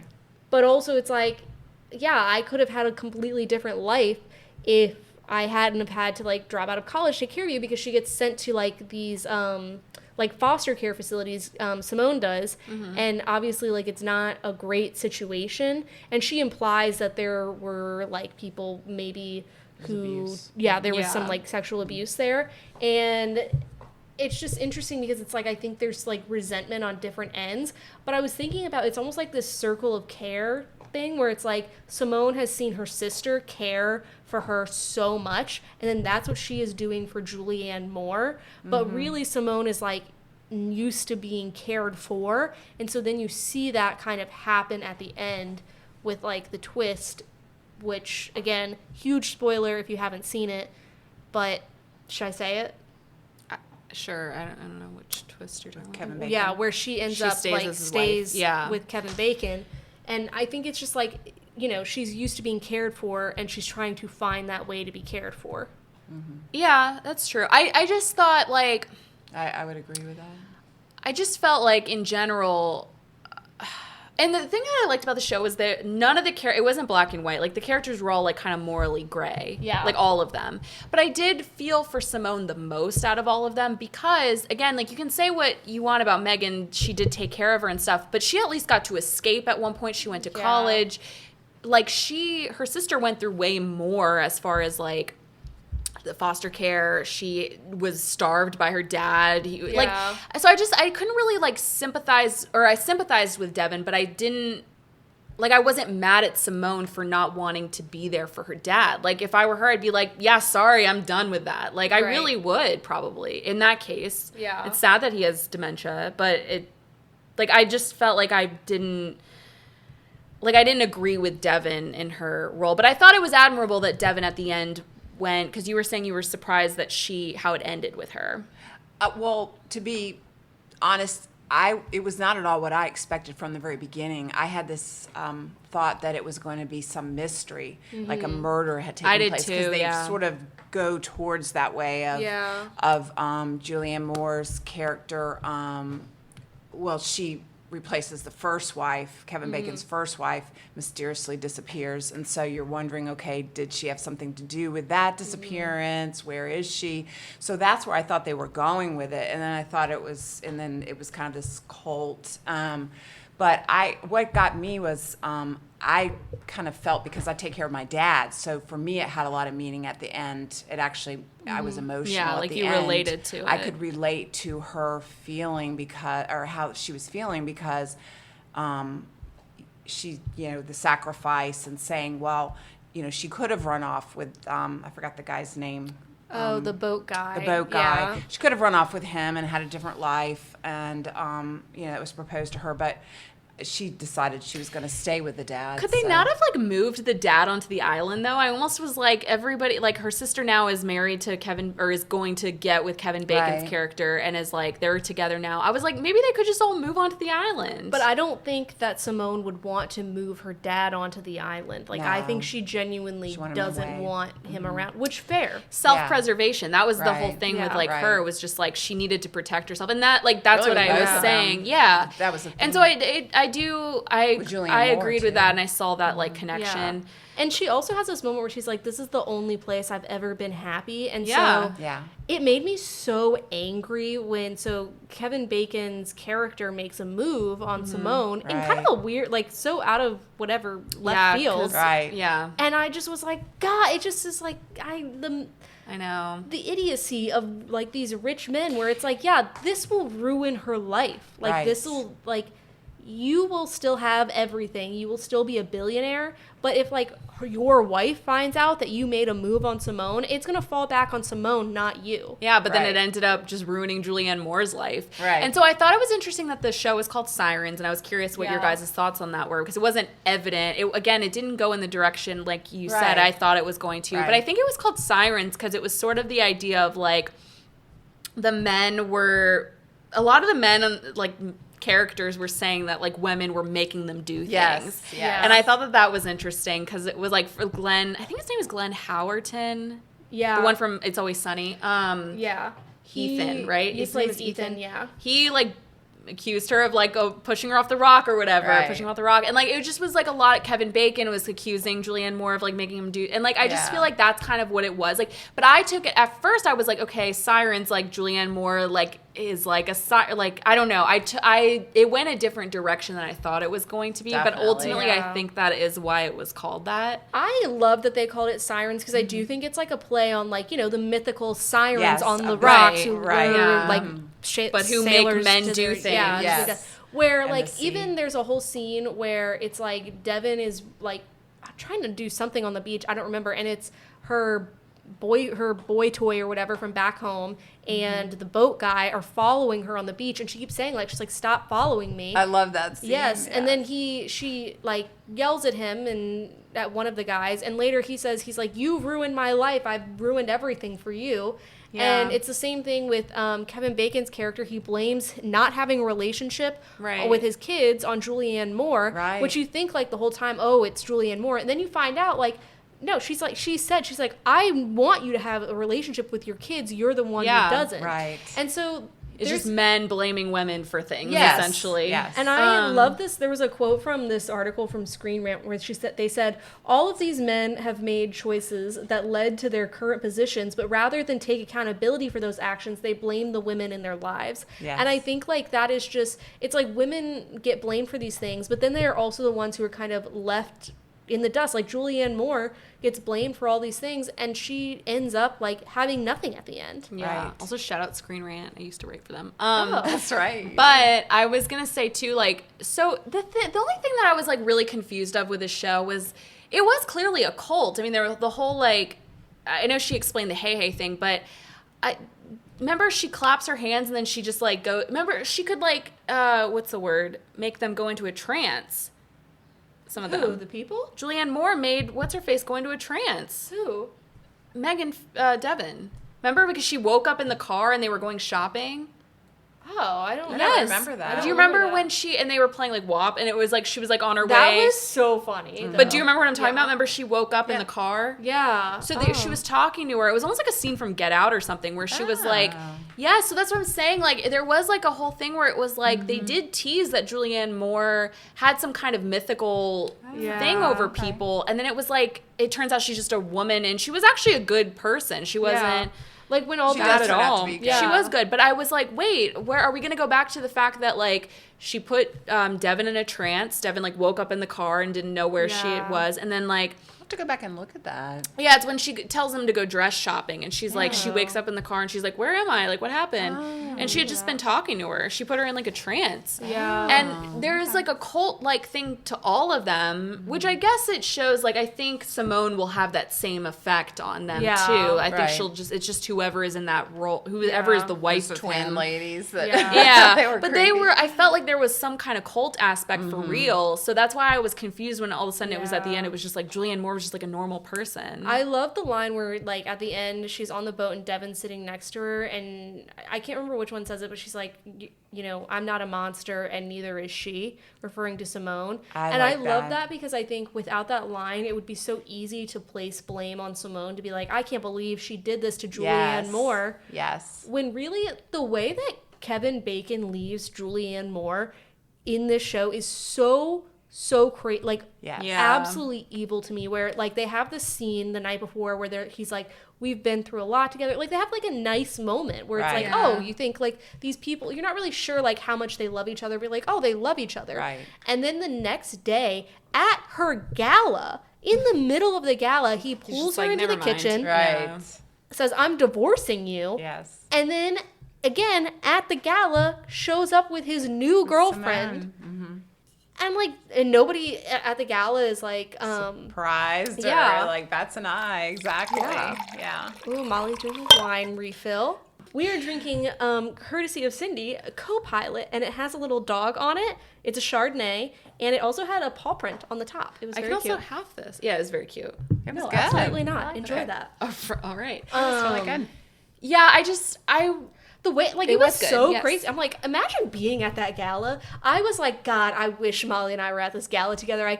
We would just be like, oh my God. And I'd be wearing, like, I Lily. love their outfits. Yeah. The thing is, I would have some Lily to wear to these things. You know how she had to, like, go shopping at a boutique? I'd be like, listen, I'm prepared. Yes. I can actually show up to the gala wearing what you need me to. A variety of Lily. And I wouldn't be interrupting things. Like, I'd be just in. Except you have to get a headband. Yeah, I didn't like the headband. You didn't like the headband look? Not on Megan. At one point, Devin was wearing like a dress, and she put like a purple head. I was like, well, that doesn't look good. Yeah, I didn't like that. Also, I was going to say, I think it's interesting because when the three, what are they called? They're like three women with the same name and they all speak at the same time. And you eventually find out, like, oh, like one of them was like a dental hygienist or something. Yeah, they all had like roles. And they married wealthy or and whatever. One was like, I'm a Sagittarius. Yeah. And thanks to Julianne Moore, like, believing in them and helping them. Yeah. And I'm like, it could be seen as like frowned upon that like they had to marry for money, but then I was also just like, that's what women have to do a lot of, like, historically.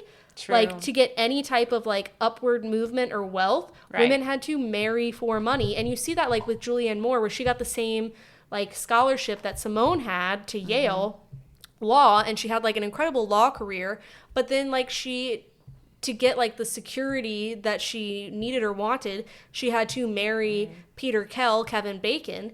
But then there's a whole clause, which I think this actually happens a lot in prenups from what I've like heard from, I don't know where, like I don't know wealthy people like that. But anyways, where it's like if they don't have kids, she basically doesn't get anything. And she even says she's so like crazy. Yes. She's like, okay, so my only value here was my ovaries. Yeah. Right. And it's very clear, like, they've tried to have kids and, like, they couldn't.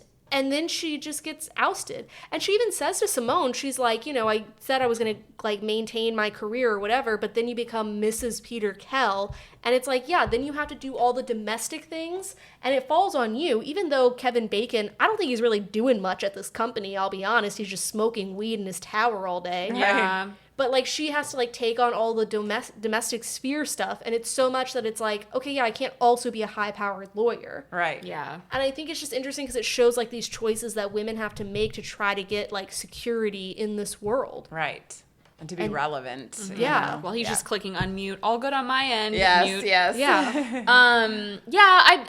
I agree with all that. I do think like the only thing is I just felt like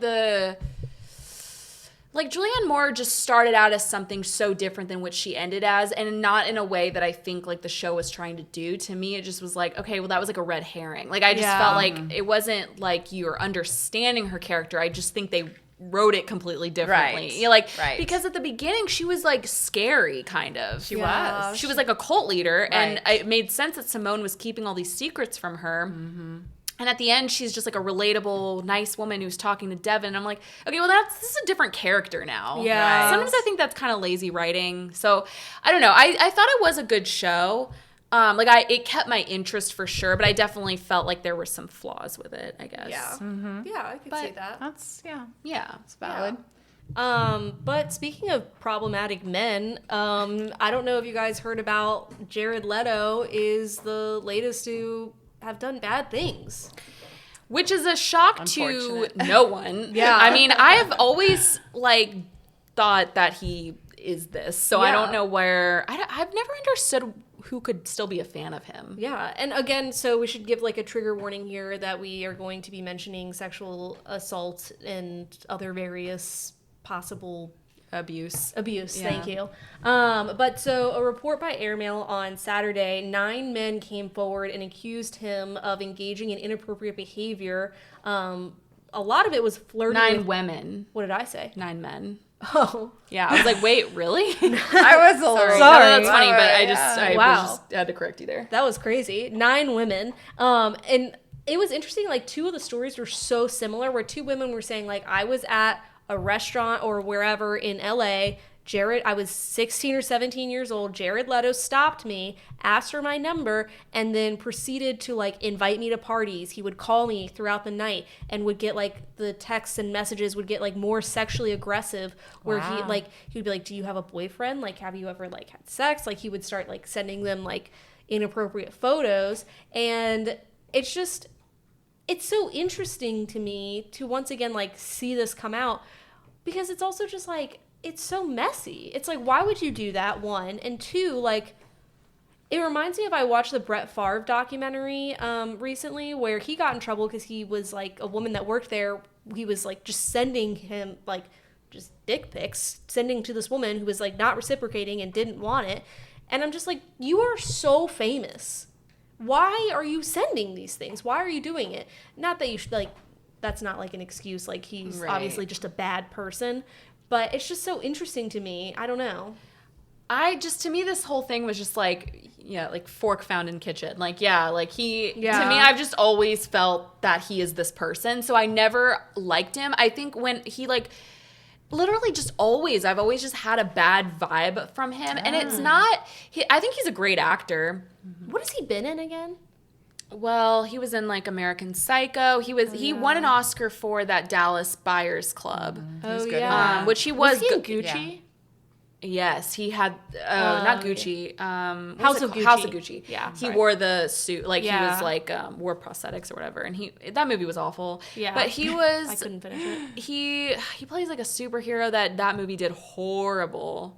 He played a superhero. I don't know which one. I couldn't Oh, tell you. It was like a interesting. Marvel. It was a That one. Marvel movie, but it didn't do well. wow. Dang, what And was you know it? It was on in The Office recently. But he just, to me, like, he is a good actor, but he is always given. Oh, he was the Joker in the Suicide Squad movies, and so the reason I'm saying that is because one of the stories that came from that, he was like method acting with that, which like, okay, chill. You were like the worst Joker ever. Like of Yeah. all of the Jokers, he's always at the bottom tier. Yeah, he was horrible. But he sent Margot Robbie. He always showed up as the Joker. He never, like, apparently the actors in the Suicide Squad movie like never knew Jared Leto because they only saw him as the Joker because he wanted to be a method. He sent Margot Robbie a rat because she What? played Harley Quinn. So he was like, so he sent her a rat. Oh. Live or which, dead? live, but like, I'd be like, I would have passed out and then quit Hollywood. Like I would have never acted again. He sent her a rat. He sent Will Smith like used condom wrappers. Ew. Like he's just an overall freak. And I can't get behind. Also, let's talk about the big one. He has a cult. Oh, does he? Yes. I didn't know that. And I think they like investigated it and it's whatever. But at one point he like ran a cult. I think he still does. Because he he's has from crazy the eyes. band. He has a band. He reminds me of Rasputin. That's who it is. He would have been a good Rasputin. Yeah. You asked that. One time she randomly texted me during the day and was just like, who do you think would play a good Rasputin? Oh, no. These are She said things a I think about. Skarsgård, but I now think, yes, a Jared Leto. Yeah. But not Don't now. put him in anything. Not Yeah, now. let's not not cast now. him. I hate whenever I find out he's in something, genuinely he's one of those actors where I find out he's in it and I'm like, never mind, I'm not watching it. Yeah. Like I just cannot stand him. And I think it's because like I don't find him charming. He's a great actor, but something about him has always creeped me out. And it's because of this apparently. Yeah. My sixth sense. And what made me mad about this is like his press team came out and like one of the women who came forward and like said that he had done all this to her when she was like 16 or 17. And they were like, well, they basically said she had applied to be his personal assistant after this had happened or to like work in his office or something. And they were like, I think that like shows that he wasn't doing anything inappropriate. Like, why would she apply? Basically like undermine. Okay. And it's like, and then it came out that like she said, I never applied to that position. But also, even if she had, I don't think that necessarily like both things can be true at once. Like she can apply for a position and this person be like abusing her mentally and physically, that. I just was like, wow, that's the most like just absolute idiot thing I've ever heard in response to something like that. So I don't know. I just like, and again, it's not just one if it was one person, then you'd be like, okay. You could question it, but I think the fact that like 9 women, I'm not saying you should believe women, but I'm just saying like believe women, but with 9 women, it's like, and they all have very similar stories. And also he's Jared Leto, and we've always known he's creepy. Like at least I have. So I don't know. I hope he never. I genuinely, like I said, I don't ever want him to act again because whenever he's in something, I'm like, not watching that. Yeah. Like I genuinely like cannot stand him. Yeah. So but sad. That's my thoughts on that.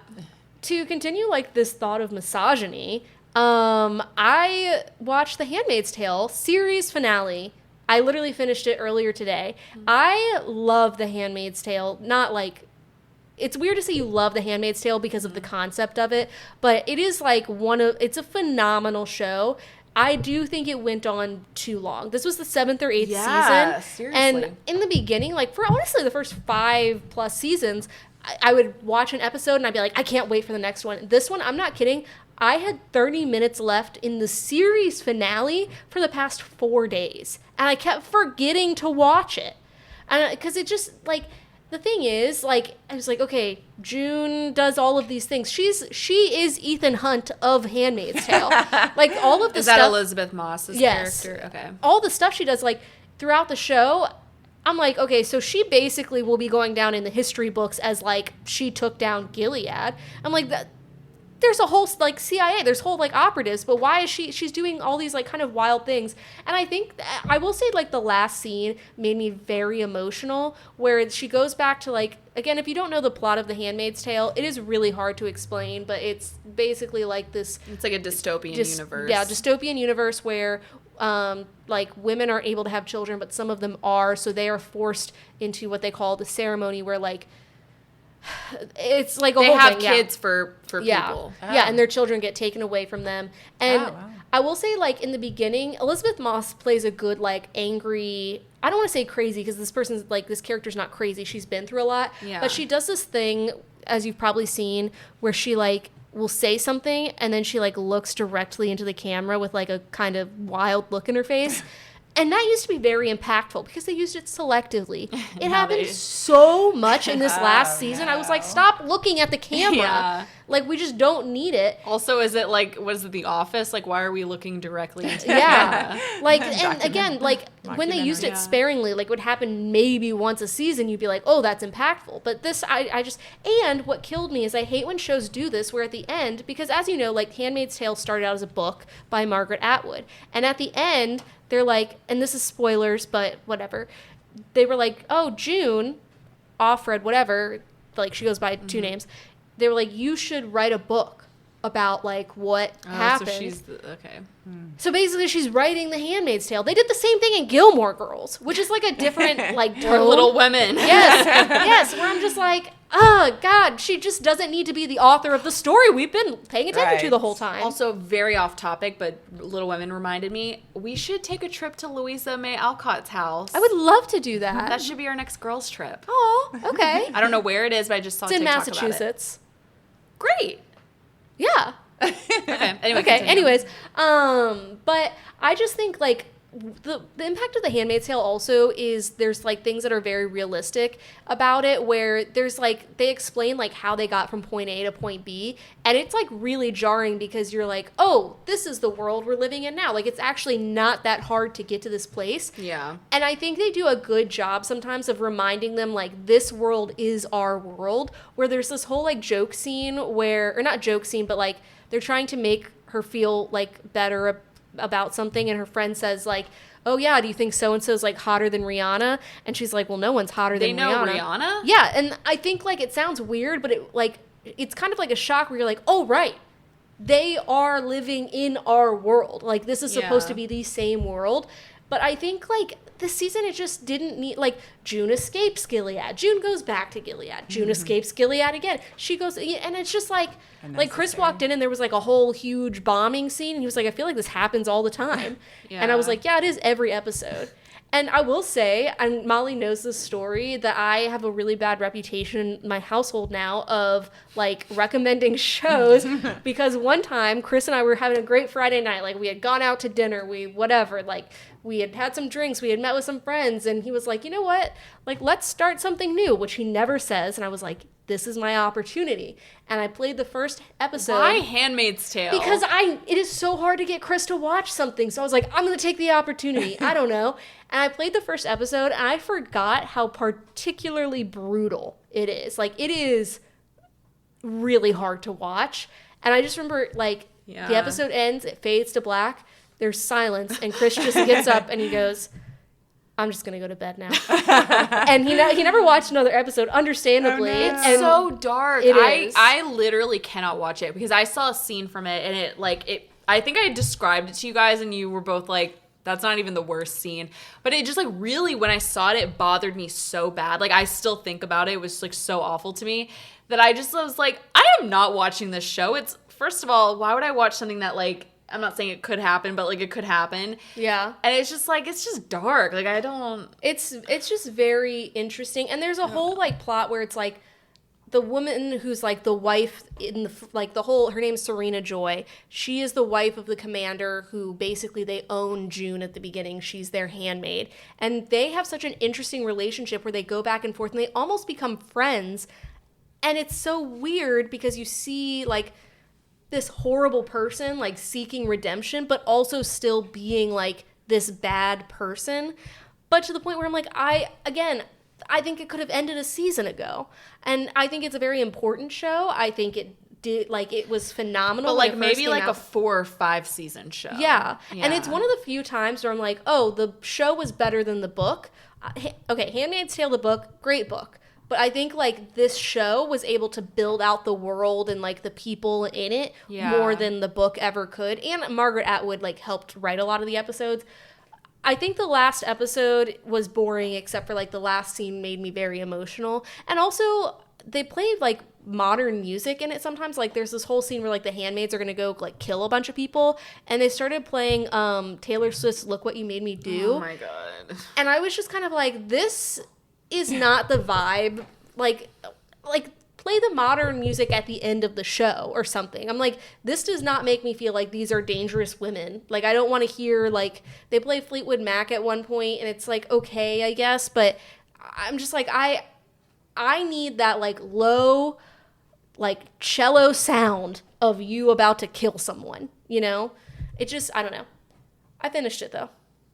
Well, I'm curious if you were gonna like persuade me to watch it, because I just can't make up my mind if I would like it. I love Elizabeth Moss from Mad Men. Yeah. And other things. I think she's incredible. But so if you were going to try, like, tell me why I should watch Elevator it. pitch. Yes, there you go. I think it is a very like eye-opening lesson into like how quickly things can change in the world, and I think it does keep you on the edge of your seat most of the time, and I think it is a very strong look at women.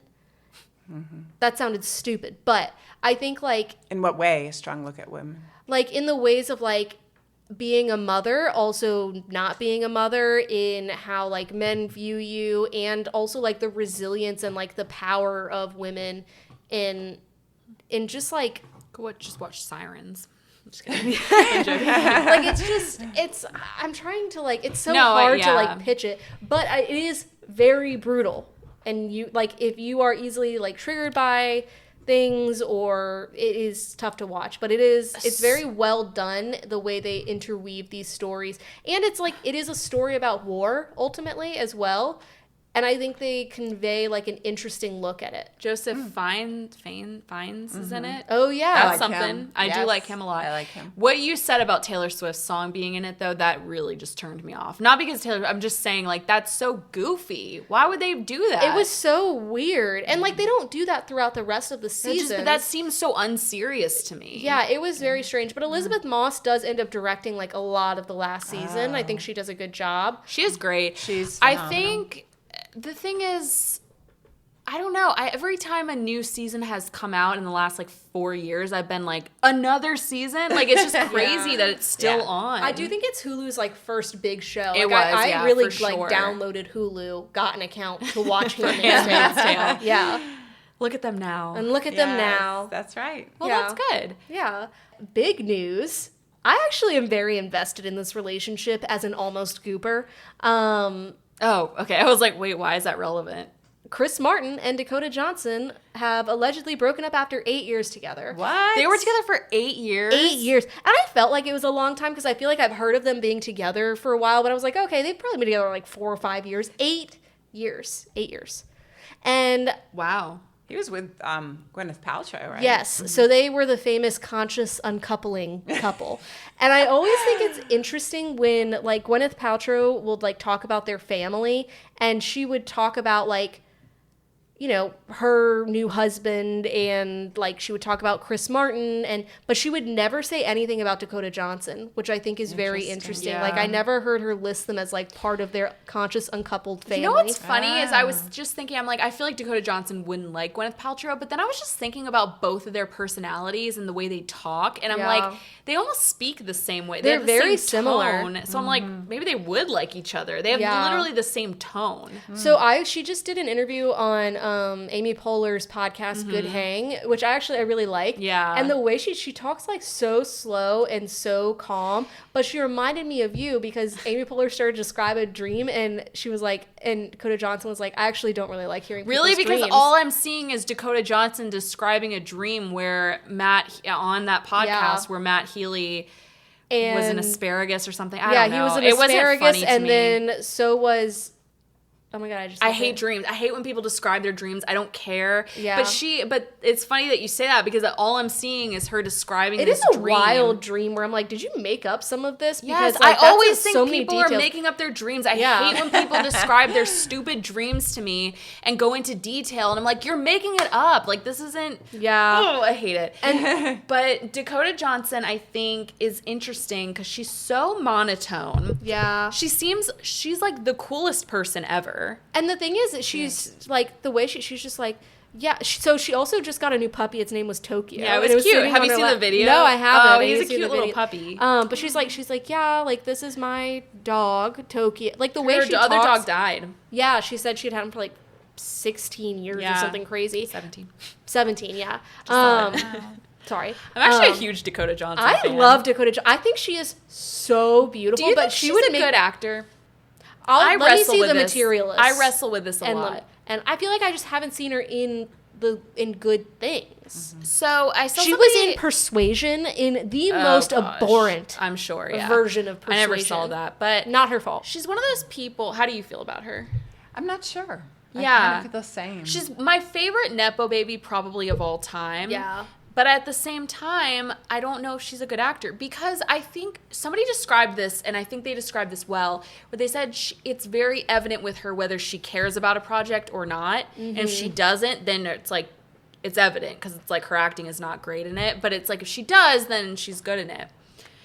So I don't know how I feel about her acting. I'm curious how she'll be in The Materialist. The coolest person. She's like she so intimidates cool. me with how cool she Yes. is. And But she she was like, seems "Oh, I nice. get." Yeah, she seems nice, but she also was like, "Oh, I have a lot of anxiety, so I'm just like very focused in the moment." And I was like, "Do you?" Yeah, you seem like you have zero. You seem like Yeah. you're Pammed up. Yeah, exactly. And I love, I don't know if you heard the story. I forget what movie she was working on, but she thought that like Celsius was a vitamin water because she was like, oh, it you listed told me that, vitamins. yeah. So she was drinking like 3 of them a day. And she thought she like, which if you don't know, it's like a huge caffeinated energy drink. And she thought she like couldn't sleep at night because she was so excited about the movie. Oh, no. And Madam then Web. it was like someone on set was like, hey, you know those like, you shouldn't drink more than 1 of those a day. Like you could die. And she was Yeah. like, what? It's just vitamin water. And she was drinking Girl, like 3 to 4 it's an energy Celsius. drink. Yeah. I had 1 Celsius once in my life, and it gave me the most massive headache of my life. It Yeah. was horrible. I literally drank a Celsius and fell asleep. And that's when I was like, I should see a doctor. But Oh, anyways, yeah. um, You're not Dakota Johnson then. yeah, but so, and there have been like various like reports. It's interesting because Chris Martin also gave her a shout out on stage where he was like, everyone go see Dakota Johnson in The Materialist like 2 What? days ago. Oh. But people were like, Well, that they probably, tracks. yeah, they're still probably have some kind Yeah. of relationship. Like him and Gwyneth Paltrow are like, again, unconscious or conscious uncoupling. So. My favorite Dakota Johnson lore is when she, well, other than the Ellen DeGeneres, where she brought down Ellen DeGeneres' whole empire, essentially yeah. with that one interview. Do you know about that? No. Oh, where she was like, well, it was when Ellen DeGeneres was starting to get outed for just like being mean, because yeah. But Dakota Johnson was doing an interview with her like on the Ellen show, and she said Ellen did a joke where she was just like Dakota was talking about her birthday party, and Ellen was like, why wasn't I invited? Like she was like, well, I wasn't invited. And trying to be funny, she was like, I wasn't invited to your birthday party, and Dakota goes, actually, that's not true, Ellen. Like, you were invited and you chose not to come or something. Yeah. And it became like a Oh, whole wow. thing. And just from that interview alone, it was like everybody just started. It was just kind of a joke. I don't know. It Yeah, wasn't that right. deep. But like everyone started like talking about Ellen and just how bad mean she was. no. And it really, she brought down her empire with like Yeah. that whole interview. My other favorite lore is when she's doing that Architectural Yes. Digest interview where she's talking about the limes. Yes. And she's like, she says how much she has a bowl of limes there. Her kitchen was beautiful. Yeah. But she had a bowl of limes, and she was just talking about how much she loved limes. And then later she was like, I don't like limes at all. I don't know why I said Yeah, that. she was like, I don't know why I said that. They were just like there. yeah, So I because was they like, they yeah. decorate the house, I think. Right. I Yeah, don't know. she was like, it was a preposterous amount of lines, so I figured I Yeah. should say that. And it's interesting also, so like the reason they broke up is kind of unclear. Like some people are saying that they broke up because Chris Martin was like taking too long to like get married or whatever. Oh, yeah. And the other reason is they said like they had gone back and forth because Dakota Johnson wants to have children and Chris Martin doesn't want to have more kids. But none of this is like confirmed. This is all a quote unquote sources say, sources close to the couple. Yeah. Right. So it's interesting. I will be interested to see where she goes. I'm excited to see this movie because her I am so and excited. I've been watching every single interview with her and Pedro Pascal and Chris Evans, who are like, Pedro Pascal and Chris Evans are like my men. Like, I Yeah. love them. And so I think I don't know how I feel about her being the love interest in this movie. It's also people keep calling it a rom-com. It's very evidently not a rom-com. To me, it's just a romance.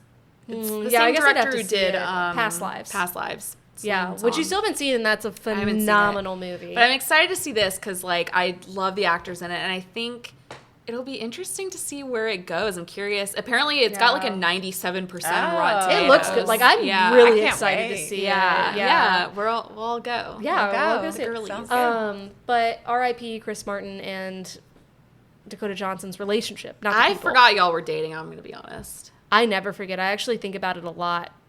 It's very random. I don't know I like why. Chris Martin actually. He's very. I do too. People don't seem to care about him anymore, but I'm like, Yeah, like him. and that's kind of, I feel like, the ideal way to be as a famous person. Like, Yeah, once that's you, true. like, he's probably in his, like, 50s or whatever. He's done the fame. Which, Now how he old just is has the she? money. Do you know? I feel like she's in her early I think she's in her 30s. 30s, yeah. She's, like, a little bit older It's a than bit of an us. age gap.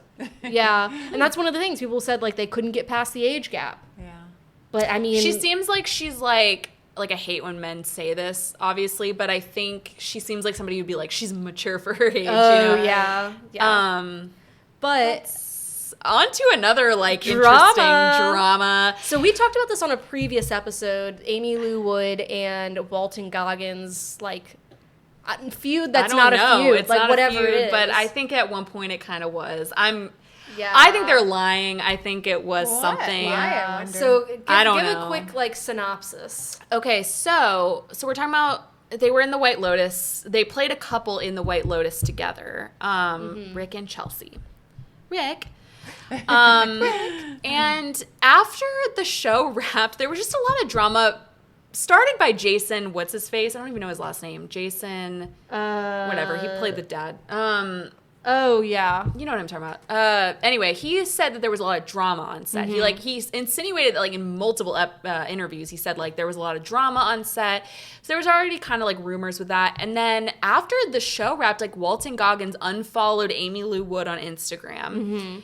And I don't know if he unfollowed everybody else, but he unfollowed her. And so there was just, like, a lot of, like, speculation, like, why did they unfollow each other? And on the last episode, when the finale aired, he posted this long post about, like, his relationship with her. He's married. Yeah. It's just kind of, like, strange. Like, it was very passionate, like, a very passionate post about, like, his relationship with her. And then he unfollowed her, and it was, like, super weird.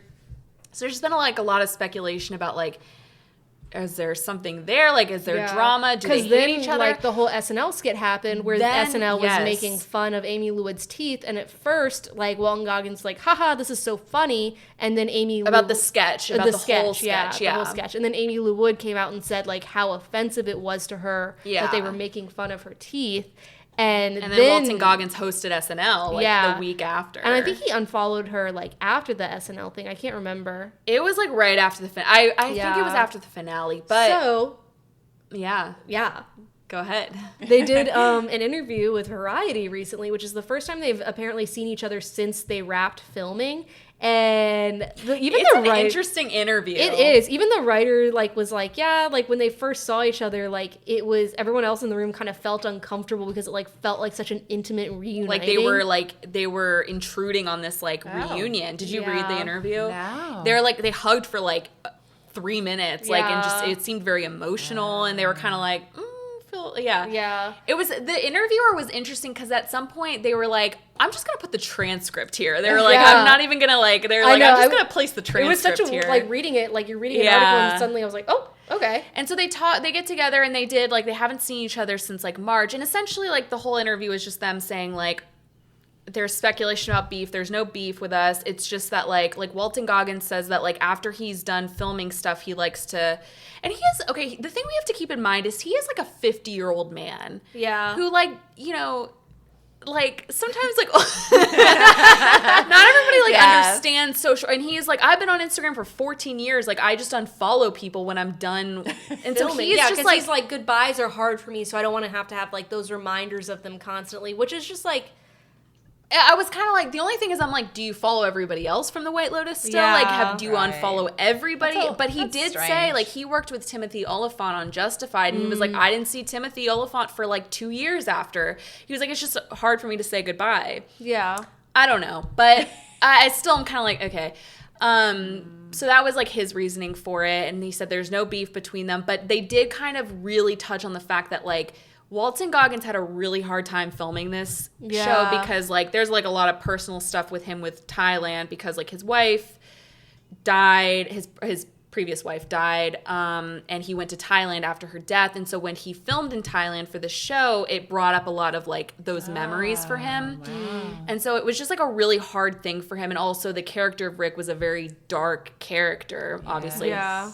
And so him filming this, he didn't go method, I guess, but he just kind of was, like, really he didn't, like, interact with the other actors as much as, like, everybody else did. Like, they would all go to, like, lunch and whatever, and he kind of was, like, more to himself. And, like, Aimee Lou Wood talked about that, and she was just like, she would kind of help him try to get out of that a little bit. So they had like such a specific relationship that like nobody else had. Yeah. And also the way they were, I thought this was crazy. Before they had even seen each other, the producer, David Bernard, I don't know how I'm saying it. He just texted them, put them in like a group chat together and said, Rick and Chelsea, may your souls be tied forever. Yeah. What an intense way. So intense. And then when they met, they were like super nervous to meet each other. And then they kind of like bonded from there. So I think like, I don't know, there might be more to it, but I think like overall they had like a weird, and you know, actors are just dramatic and whatever, but I think they just had like a weird like connection that just was so heavy and emotional that it probably just...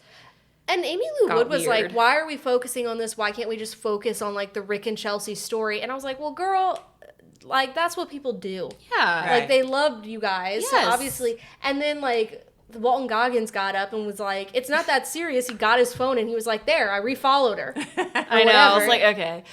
Why you didn't refollow her before this interview? Right. Like, and again, does he follow everybody else? Like, I just have questions about that. And I don't know. But interestingly, so before this interview, he did an interview with, I don't know who it was, but I think we talked about it on the podcast where he said he actually walked out of an interview because he was like, I don't want to talk about this. But somebody asked him about Aimee Lou Wood, and he was just like, I don't want to talk about it. Well, he talked about that in this interview, and he just said that the interviewer was like super rude. He was like talking about not only her teeth, but then he said, like, did you guys bond over your guys' teeth? Like, they were both, like, he was talking bad about, like, both of their teeth. Right. And just, like, it was just, like, really rude. And he said the SNL thing, he didn't even realize, like, they were making fun of her when he reposted it, and he immediately deleted it. There's just a lot to it. It was kind of interesting. I don't know. I feel like there's more that they're leaving out. I think so. I don't know. It's a little suspicious. It's suspicious for sure. It's just weird. Like, I hate when people are like, it's not that serious. And it's like, the more you say that makes me think the it's fact serious. that they pulled you guys in for an interview means that they were doing some, like, damage control, in my opinion. Like, that's how I saw it. But... I love Walton Goggins as an actor, but he does seem like maybe he's just like a little bit of a weirdo. Like he's intense. Yeah. Mm-hmm. And the thing is, you can't be that good of it because I think he's an incredible actor. He's so, like, he's on a level of comedy that I feel like is just like so insane. Like, whatever. That I'm like, yeah, you have to be weird to be at that level. Right. Yeah. So. I don't know. Good luck to them. We'll see you what happens in your next project. Yeah, that's right. Fallout. I love both of them. I don't care about Fallout. I think about nuclear war a lot. Well, I try to like it, and I thought I would love the goal. He plays the goal in that show. I thought I would love him, and I just like didn't really care. I just realized like the things I've said I think about a lot are Chris Martin and Dakota Johnson and nuclear war. There's a lot of things you care about, Alexa. You care about witch burnings. Yeah. And also you care about Zendaya. pregnancy. Don't you care about pregnancy? Yeah, Zendaya. You care about pregnancy? Like yeah, don't you care about pregnancy is childbirth? crazy. You care about childbirth. Childbirth is crazy. People act like it's like the most normal thing. It does happen every day, but it is crazy. What's a random thing you think about a lot, Mom? Food. You think about food a lot? Like, what's the next meal I'm going to have? I do too. Yeah, I actually do that's too. That's exciting. I've recently felt like that's like an issue. Why? I don't know. It's normal. Okay. Yeah. But anyways, I think that's all we have for you guys today. Thank you so much for joining us. Yeah. Thank you for having me. It was it's always fun when I'm with you girls. We'll return for the next Mission Impossible, which I so much. Can almost guarantee they will make. I think so. Yeah. Or hopefully we have you on before then, though. Well, yes. Yeah. I'm sure there'll be true. something else that we all care about. That's true. Nothing. I care about nothing. No, I'm just kidding. But yeah, it's so, like, sitting across from you guys is also wild because I'm just, like, looking at two people, like, a copy and paste people. Like, you guys look so similar. Aww. Yeah. Anyways, nobody can see us, so they don't get to know. Well, you can look at our Instagrams. Yeah, follow at us. Poppin In Podcast. Yes, follow us, like, rate, review, subscribe. Please answer our questions of the week. Share it with your friends. We always want more friends. It's just me, Molly, and her mom chatting here. Yeah, and y'all need to be more selective with your questions of the week. You need to be less selective with your questions of the week. Yes. Answer more of them. Yes, exactly. But We wanna thank you hear more from you guys. for popping in with us, and we'll see you next time. Bye.